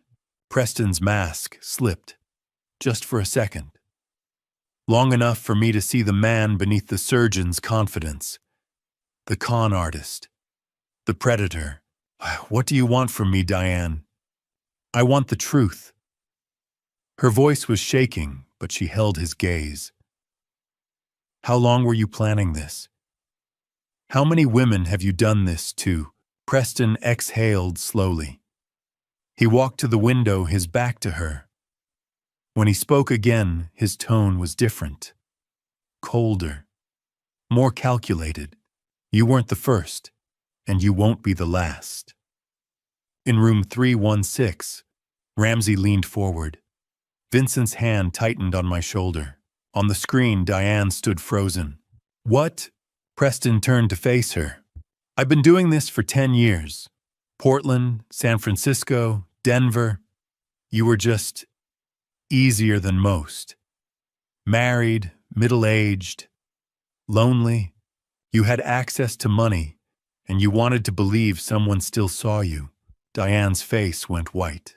You used me. I gave you what you wanted. I made you feel special, and you paid for that privilege. That's how it works. You told me you loved me." Preston laughed. It was a short, bitter sound. "I told you what you needed to hear. Just like I told Amanda in Portland. Just like I told Valerie in Denver. Women like you are easy, Diane. You're so desperate for attention that you'll sign anything, transfer anything, believe anything." He stepped closer to her.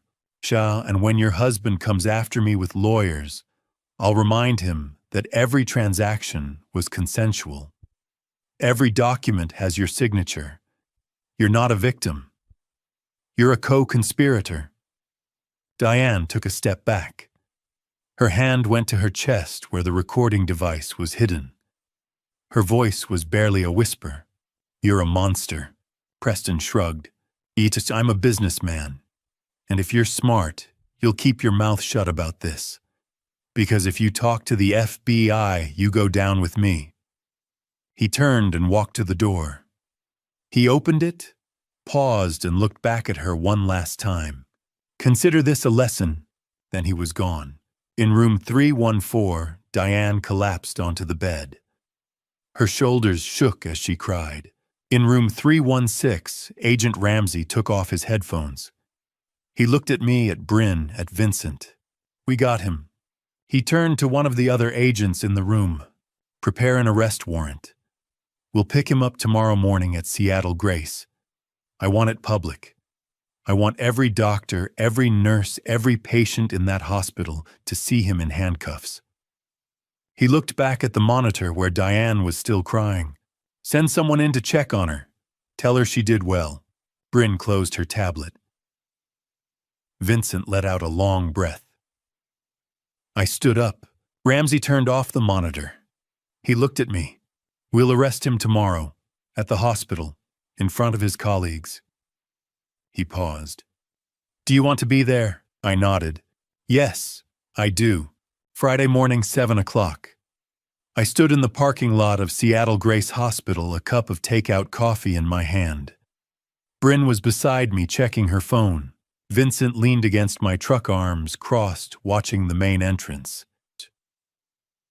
"Here we go," Bryn murmured as 3 black SUVs pulled into the lot. The FBI. Agent Ramsey had planned this carefully. 7:15 a.m. shift change. Maximum witnesses. Maximum impact. I took a sip of coffee and waited. Through the glass doors of the main entrance, I could see the hospital lobby. Nurses in scrubs, doctors with tablets, security guards at their posts, and then I saw him, Dr. Preston Vaughn, walking down the main corridor in surgical scrubs. He was mid-conversation with 2 residents probably discussing a procedure. His posture was confident, relaxed. He had no idea what was coming. Agent Ramsey and 3 other agents stepped through the entrance doors. Preston looked up. Confused at first, then shocked. Ramsey said something I couldn't hear from where I stood. Preston's face shifted: confusion, then recognition, then rage. One of the agents pulled out a pair of handcuffs. Preston took a step back. His mouth moved, probably denying everything, demanding to speak to his lawyer. But Ramsey didn't hesitate. He nodded to one of the other agents who stepped forward and cuffed Preston's hands behind his back. The nurses stopped walking. A resident dropped his coffee cup. Everyone in the lobby turned to stare. Phones came out. People started recording. Ramsey gestured toward the main hallway, and the agents began walking Preston through the hospital. Not the back exit, not the service corridor, the main hallway, past the nurses' stations, past the surgical suites, past the administrative offices, a perp walk.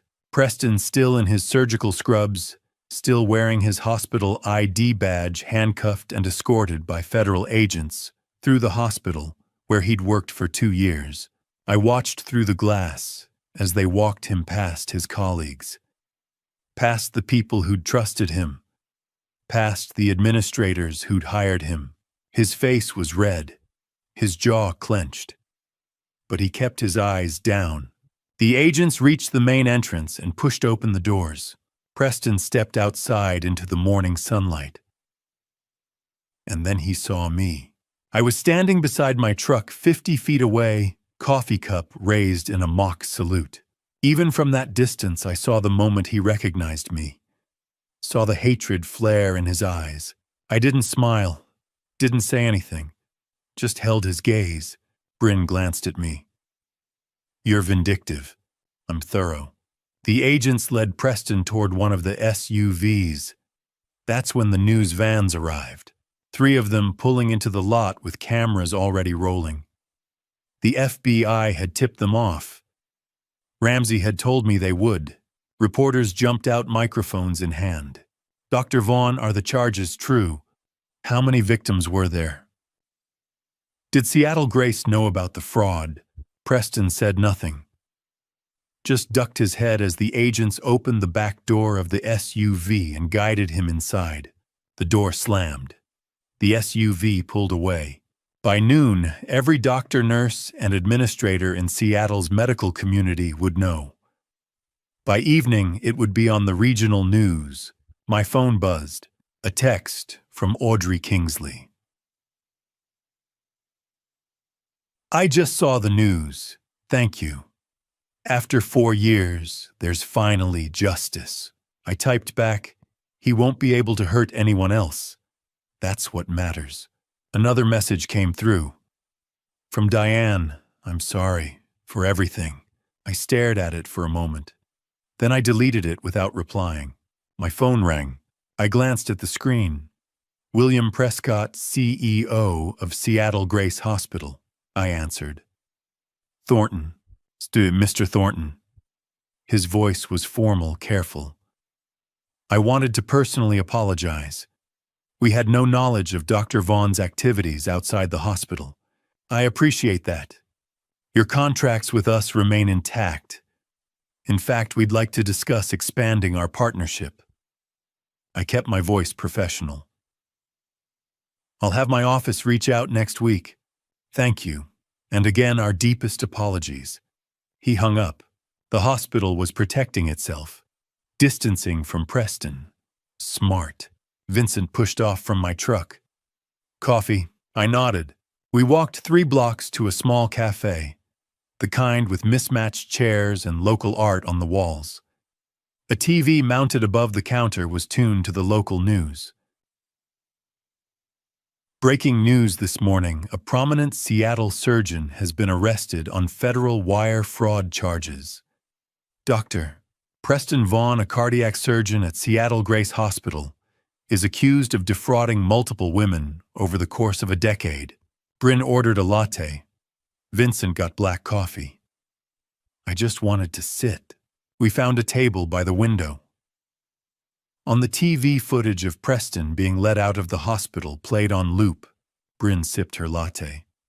"He'll be out on bail by tonight, but the damage is done." Vincent nodded. "The medical board will suspend his license pending trial." I leaned back in my chair. "Ramsey said the trial will be in 3 to 4 months. Audrey, Amanda, Valerie, Diane, they'll all testify. He's looking at 15 to 20 years, Bryn said. On the TV, a reporter stood outside Seattle Grace recounting Preston's history. The victims, the pattern, the fake LLCs. Vincent looked at me. "How do you feel?" I thought about it. 25 years of marriage gone. A brother I'd never known existed. A son who wasn't mine biologically, but was mine in every way that mattered. A wife who'd lied about everything. A surgeon who'd conned us both, now facing federal prison. "I feel like I can finally breathe," I said. And I meant it. Preston was under arrest. Diane was cooperating. The divorce would be finalized soon. The house, the business, the money, all of it would stay with me. In a few weeks, Evan would come home for Thanksgiving, and I'd have to decide when to tell him the truth. Not if, when. But today justice had been served.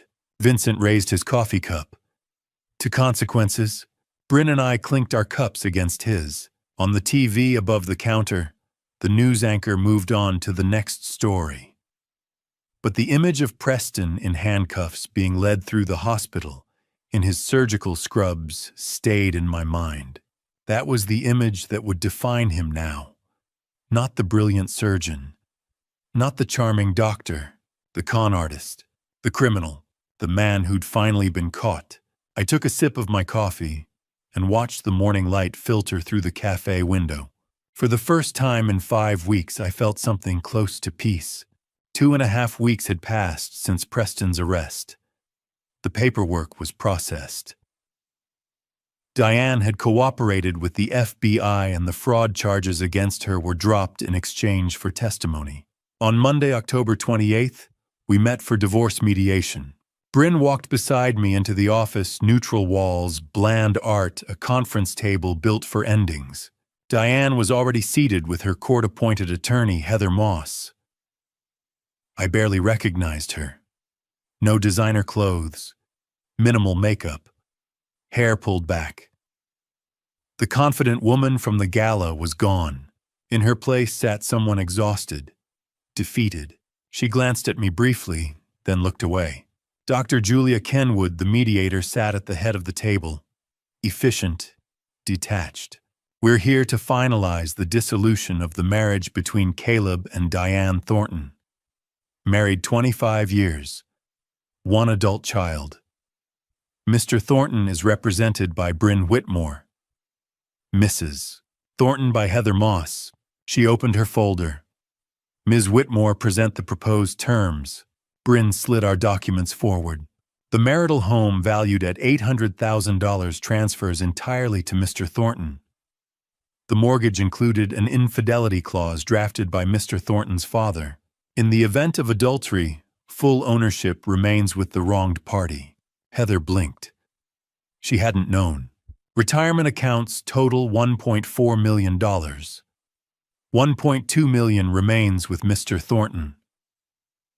Mrs. Thornton retains her 401k valued at $200,000. The construction business, valued at $500,000, remains solely with Mr. Thornton. No alimony requested or offered based on adultery and financial fraud. Heather leaned forward. This settlement is extremely one-sided. Mrs. Thornton contributed to this marriage for 25 years. Bryn's tone sharpened. Mrs. Thornton committed adultery and stole $180,000 from joint accounts. She also concealed the true paternity of their son. She avoided criminal prosecution only because of federal cooperation. Diane flinched. Dr. Kenwood turned to her. Do you contest the proposed settlement? Diane finally looked at me. Her eyes were hollow. No, I don't contest it. Her voice was barely audible. Caleb is right. About everything. I destroyed our marriage. I lied. I stole. I threw away 25 years because... She let out a brittle laugh. Because of a con artist who never cared about me. Heather touched her arm. Diane, it's true. I was selfish. I wanted to feel desired, important. And I destroyed what actually mattered. She faced me. I'm sorry, Caleb. I know that fixes nothing. But I am sorry. Acknowledged, I said. Bryn cleared her throat. One additional matter. The paternity clause. Heather frowned. Paternity clause. Evan is not Mr. Thornton's biological son. Mrs. Thornton knew from the beginning and chose not to disclose it. Mr. Thornton discovered this during divorce proceedings. Diane began crying quietly. Heather looked between us. Does Evan know? Not yet, I said. And he won't hear it from her. I placed another document on the table. A non-disclosure clause. Diane is prohibited from telling Evan or anyone else about his true paternity. Violation triggers financial penalties and potential loss of visitation. Heather shifted uneasily. You intend to enforce silence about paternity. I'm protecting my son. He's 20. Senior year of college. His identity doesn't need to collapse right now. He'll learn the truth eventually, on my timeline. Diane's voice trembled. When? After graduation. When he's ready. Will I be there? I haven't decided. She nodded. I agree. He shouldn't hear it from me. Dr. Kenwood made notes. All terms agreed. Bryn and Heather confirmed. Then sign. It took 15 minutes. Diane's signature shook. Mine did not. The court will process within 72 hours, Dr. Kenwood said. Your divorce will be finalized by week's end. Thank you, I replied. Diane remained seated. Caleb, can we talk? Just a minute. Bryn glanced at me. 5 minutes. Everyone stepped outside. We stood on opposite sides of the table. I know I have no right to ask for anything, Diane began. But you should know something. I waited. I did love you. In the beginning. Maybe even until you didn't, I finished. Until I got scared. Of getting older. Of becoming invisible. Of feeling like the best parts of my life were over. She wiped her eyes. That doesn't excuse what I did. But it's the truth. Preston made me feel seen again. Young. Important. I wanted that feeling so badly, I ignored every warning sign. You traded 25 years for an illusion. I traded it because I was a coward. Because real love takes work. And I didn't want to face that. She met my eyes. Real love is built on truth. And I lied from the start. About Evan. About everything. I know. And I'll regret it forever. I'm not asking for forgiveness. I don't deserve it. I just hope you believe I'm sorry. And that being Evan's mother, that part was real. I love him. He's my son, I said quietly. Biology doesn't change that. 20 years of raising him is real. You don't get to take that from me. I know, and I'm grateful he has you. Silence filled the room. Will I see you at Thanksgiving? She asked softly. Evan wants us both there. I'll be there. You can come. But we're not a family anymore. We're Evan's parents. She nodded. That's more than I deserve. I turned toward the door. Caleb, I paused. For what it's worth, you were a good husband. A good father. None of this was your fault. I didn't respond. I walked out. Bryn met me in the hallway. You okay? I'm done, I said, finally. She nodded. Now comes the hard part. Evan would be home for Thanksgiving in 3 weeks. I still had to decide when to tell him the truth. We stepped outside. The Seattle sky was gray rain threatening. I climbed into my truck and sat for a moment. 2.5 weeks earlier, I'd watched Preston Vaughn led away in handcuffs through the hospital where he'd built his reputation. Exposed. Today, I'd signed the papers ending my marriage. In 72 hours, Diane Thornton would be my ex-wife, and I would be free. Free from lies. Free from pretending. Free from carrying someone else's deception. I pulled out of the lot and headed home, to the house that was now entirely mine, to a life I hadn't planned but was ready to rebuild. Rain began as I crossed the bridge. Steady, cleansing. For the first time in 7 weeks, I could finally breathe. Wednesday afternoon, November 27th, I stood at the kitchen window, watching my son's truck pull into the driveway. Evan stepped out my son, whatever the DNA test said, shouldered his duffel bag, and walked toward the front door. He looked good, healthy, happy, completely unaware that his world was about to shift. Not yet, I reminded myself. Not today. The front door burst open with his usual energy. Dad. He dropped the bag and pulled me into a hug. God, it's good to be home. I held him tight. It's good to have you home. I meant it. Evan pulled back, looking around. Where's Mom? She's staying somewhere else. You'll see her tomorrow at Thanksgiving dinner. His face fell. So it really happened. The divorce. The papers were finalized 3 weeks ago. I'm sorry. Evan dropped onto the couch. Damn. I knew it was coming, but it's still weird to hear it out loud. I sat across from him. I know this isn't easy. Was it because of Mom's affair, that guy at the hospital? Partly. There were other factors too. Like what? This was the moment. I could tell him everything. About the DNA, about Diane's 25-year lie, about Preston's fraud, all of it.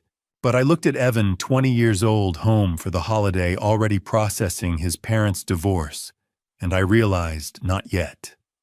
Not now. Like the fact that your mom and I wanted different things. Sometimes people grow apart. It's not anyone's fault. It was someone's fault. But this was a kind lie. Evan studied me. Are you okay? I mean, really okay. I'm getting there. The last few months have been rough, but I'm managing. If you need to talk, I know, thank you. I leaned forward. But right now, I need you to focus on school. Finish strong. Graduate. Don't let our problems become your problems. You're still my dad. Your problems are my problems. I appreciate that. But Evan, I chose my words carefully. I'm your father and I love you. Nothing will ever change that. Remember that. No matter what happens. No matter what you might hear later. Evan looked confused by the intensity. I know, Dad. Why are you talking like something else is about to happen? Because life is complicated. And sometimes the truth is messy. But through all of it, one thing stays constant. You're my son, and I love you. Yeah, okay. He accepted it even if he didn't fully understand. Oh, there's someone else you should meet. Who? Your Uncle Vincent. Evan blinked. What uncle? I explained. Vincent was my half-brother from our father's affair before I was born. We'd found each other during the divorce. It was a long story. I'd explain it all later. Evan shook his head. This family gets weirder by the day. You have no idea. Thursday, Thanksgiving Day. An unusual gathering at my house. Present Caleb, Evan, Diane, silent, barely eating, Vincent, Bryn, and Audrey Kingsley. Evan looked around the table. This is the weirdest Thanksgiving I've ever been to. Bryn poured wine. Weird doesn't mean bad. Vincent asked Evan about his engineering major. They bonded over problem-solving mechanical systems. Dad didn't tell me much about you, Evan said. Where did you come from? Vincent smiled. Long story. Short version, I'm your dad's half-brother from our father's affair before Caleb was born. We didn't know each other existed until recently. Family's complicated. No kidding. Evan noticed Audrey. How do you know my dad? Audrey answered carefully. Through some shared circumstances. Your father helped me resolve some legal issues with my ex-husband. He was incredibly kind. A sanitized version. Evan didn't need to know the Preston connection. Your father is a good man. One of the best I've ever met. Evan smiled. He's pretty great. I raised my glass. To new beginnings. To truth, even when it's painful. To family in all its forms. To the fact that we're all still standing. To standing, Bryn echoed. To family, Vincent added. Even Diane quietly raised her glass. For the first time in months, I felt something like peace. Later that evening, Evan and I stood on the back porch. Seattle rain was falling. So, you want to tell me what's really going on? There's something you're not telling me. About Mom, about the divorce, about why you keep saying, I'll always be your father, like it's being questioned. I faced the moment of truth again. I could tell him now. Should tell him. But I looked at Evan home for the holiday needing stability, already dealing with too much, and made the decision not today. You're right. There are things I haven't told you. About your mother and me.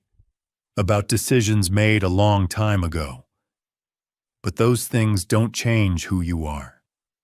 They don't change what I am to you.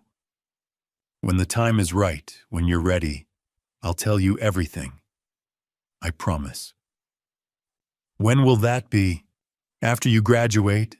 After you finish school? After you've had a chance to live your life without this hanging over your head? Is it that bad? It's that complicated. But I need you to trust me. trust that I'm protecting you, not hiding from you. I do trust you. Why, good. Then trust me on this. Finish school, graduate, build your life, and then we'll talk about everything. Evan nodded slowly. Okay, but Dad, yeah, you could, whatever it is, whatever you're not telling me, it's not going to change anything. You're my dad. That's non-negotiable. I pulled him into a hug. I love you, son. I love you too. Later that night, after Evan had gone to bed, I stood on the back porch watching the rain fall over Seattle. Vincent joined me with 2 beers. You decided not to tell him, he said. It wasn't a question. Not yet. He's got enough to process. Parents divorced, new uncle life-changing. He doesn't need the paternity truth on top of that. When are you going to tell him? After he graduates, in the next 6 months. When he's ready. Vincent nodded. Wise or cowardly? Sometimes they're the same thing. I laughed despite myself. Thanks for the support. That's what brothers are for, Vincent said.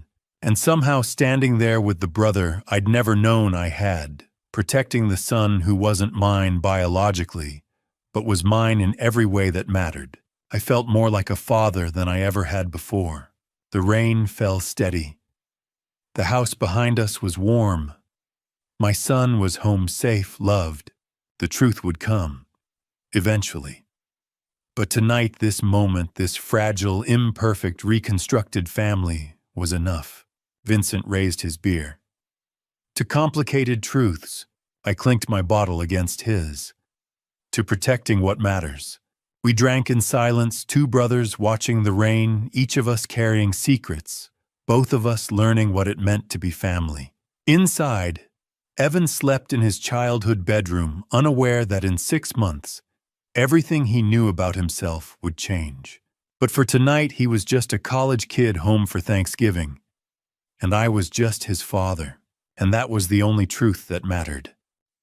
3 months after Thanksgiving, on a gray afternoon in late February, I stood with Vincent at our father's grave, setting down flowers we'd chosen together. You think he knew, Vincent asked, that we'd end up here like this, Dad? I shook my head. He was too busy running from his mistakes to imagine us making peace with them. Vincent rested his hand on the headstone. Thanks for being a terrible father. It brought us together. I laughed softly. That's one way to look at it. The only way. If he'd been honest, we probably never would have met. So, thanks, I guess. We stood in silence, then walked away side by side. 5 months had passed since the parking garage video changed everything. The divorce was finalized in November. The house was mine. The business was mine. My life felt like mine again. Vincent had become a steady presence, weekly dinners, Seahawks games, occasional help reviewing subcontractors. The brother I never knew existed turned out to be exactly what I needed. Bryn and I had grown closer too. She handled the divorce flawlessly, no appeals, no resistance. A complete legal victory. But beyond that, we'd strengthened as siblings through everything we endured. And then there was Audrey. We'd been seeing each other for 3 months. Coffee turned into dinner. Dinner turned into weekend hikes in the Cascades. 2 people who understood betrayal, learning to trust again. We weren't rushing, just building something honest, one careful step at a time. My business was thriving. Word spread about how I handled Preston with restraint, integrity, and professionalism. Clients respected that. New contracts kept coming. Diane was living in Redmond now, in a modest 1-bedroom apartment. She worked as a medical billing clerk, earning a fraction of her former salary. Her career as a hospital administrator was over. She saw Evan occasionally. Their relationship was strained, but not beyond repair. She was in therapy twice a week, trying to rebuild from the wreckage she'd caused. I didn't hate her anymore. I just felt nothing. She made her choices. Now she lived with them. Preston's trial began in early February.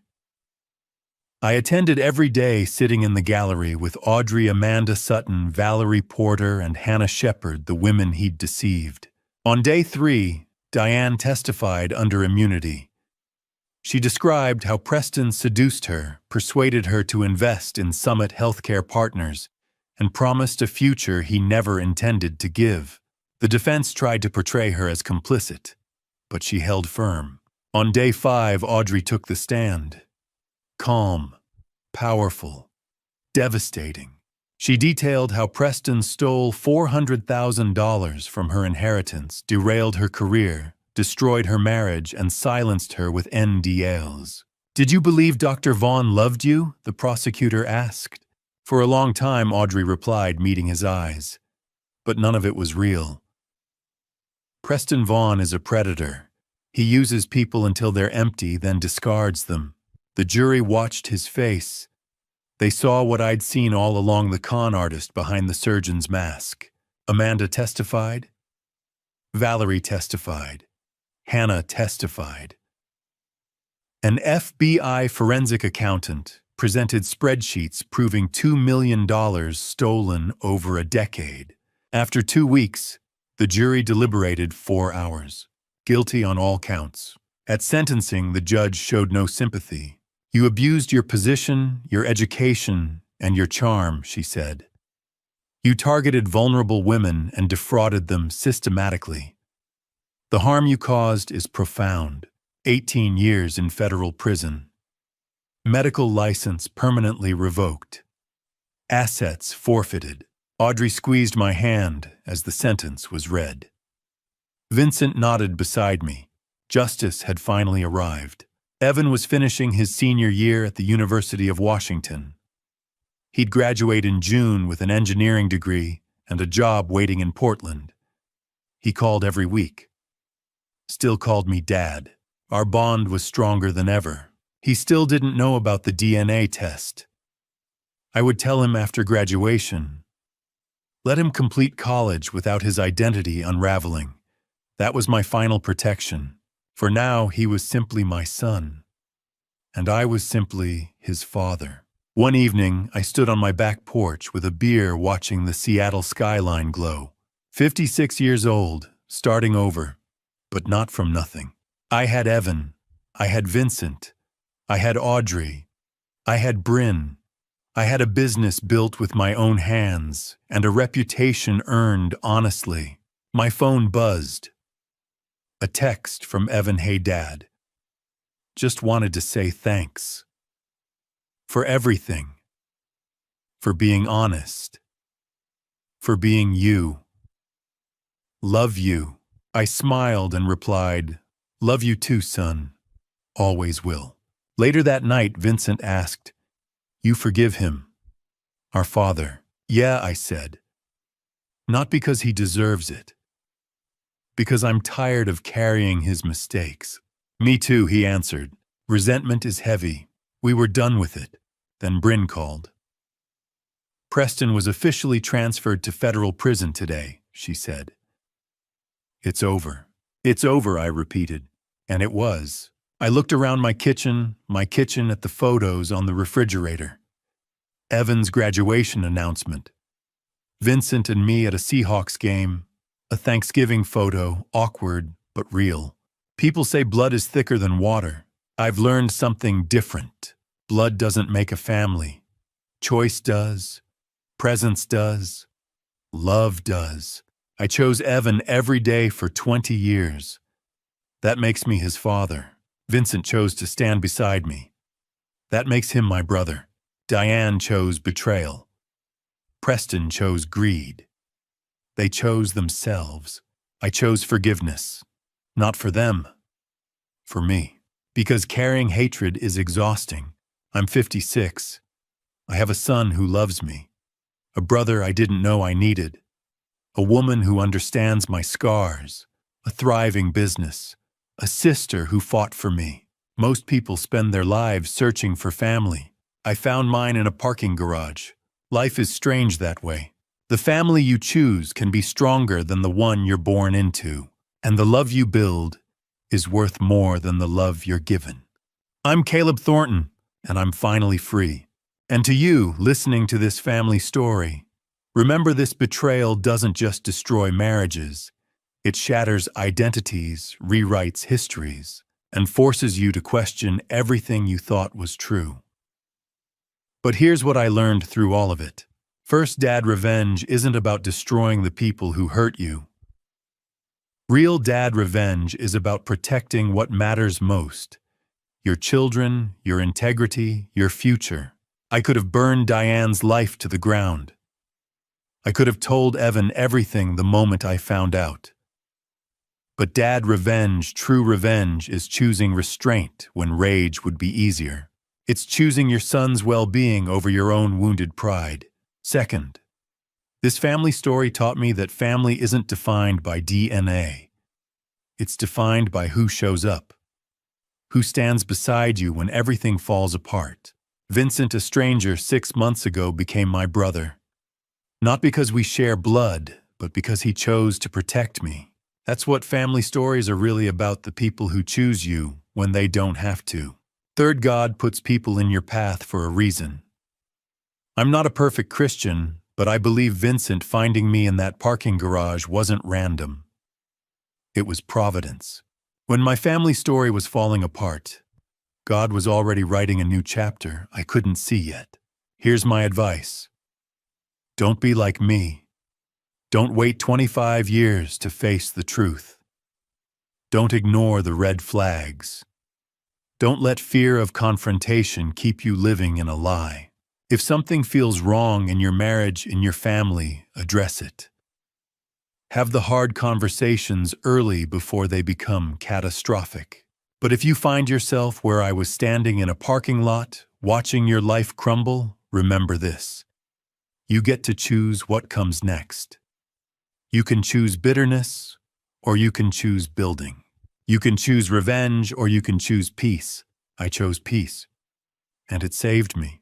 If this family story resonated with you, please leave a comment below. Have you faced betrayal, found family in unexpected places? Your story matters. Share this video with someone who needs to hear it. Subscribe to the channel for more real stories about navigating life's hardest moments with integrity. Thank you for following this journey to the end. Your time and attention mean everything. A word of caution. The stories you'll hear on this channel may contain fictionalized elements created for educational and reflective purposes. If the content doesn't suit you, feel free to explore other videos that better match your preferences. We respect your choice. I'm Caleb Thornton, and I'm finally free.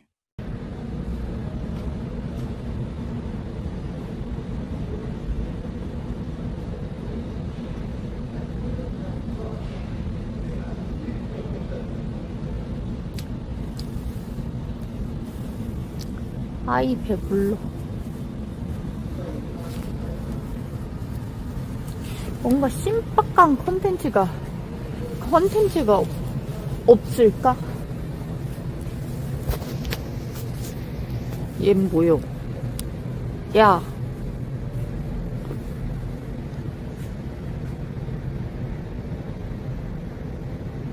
피노키오?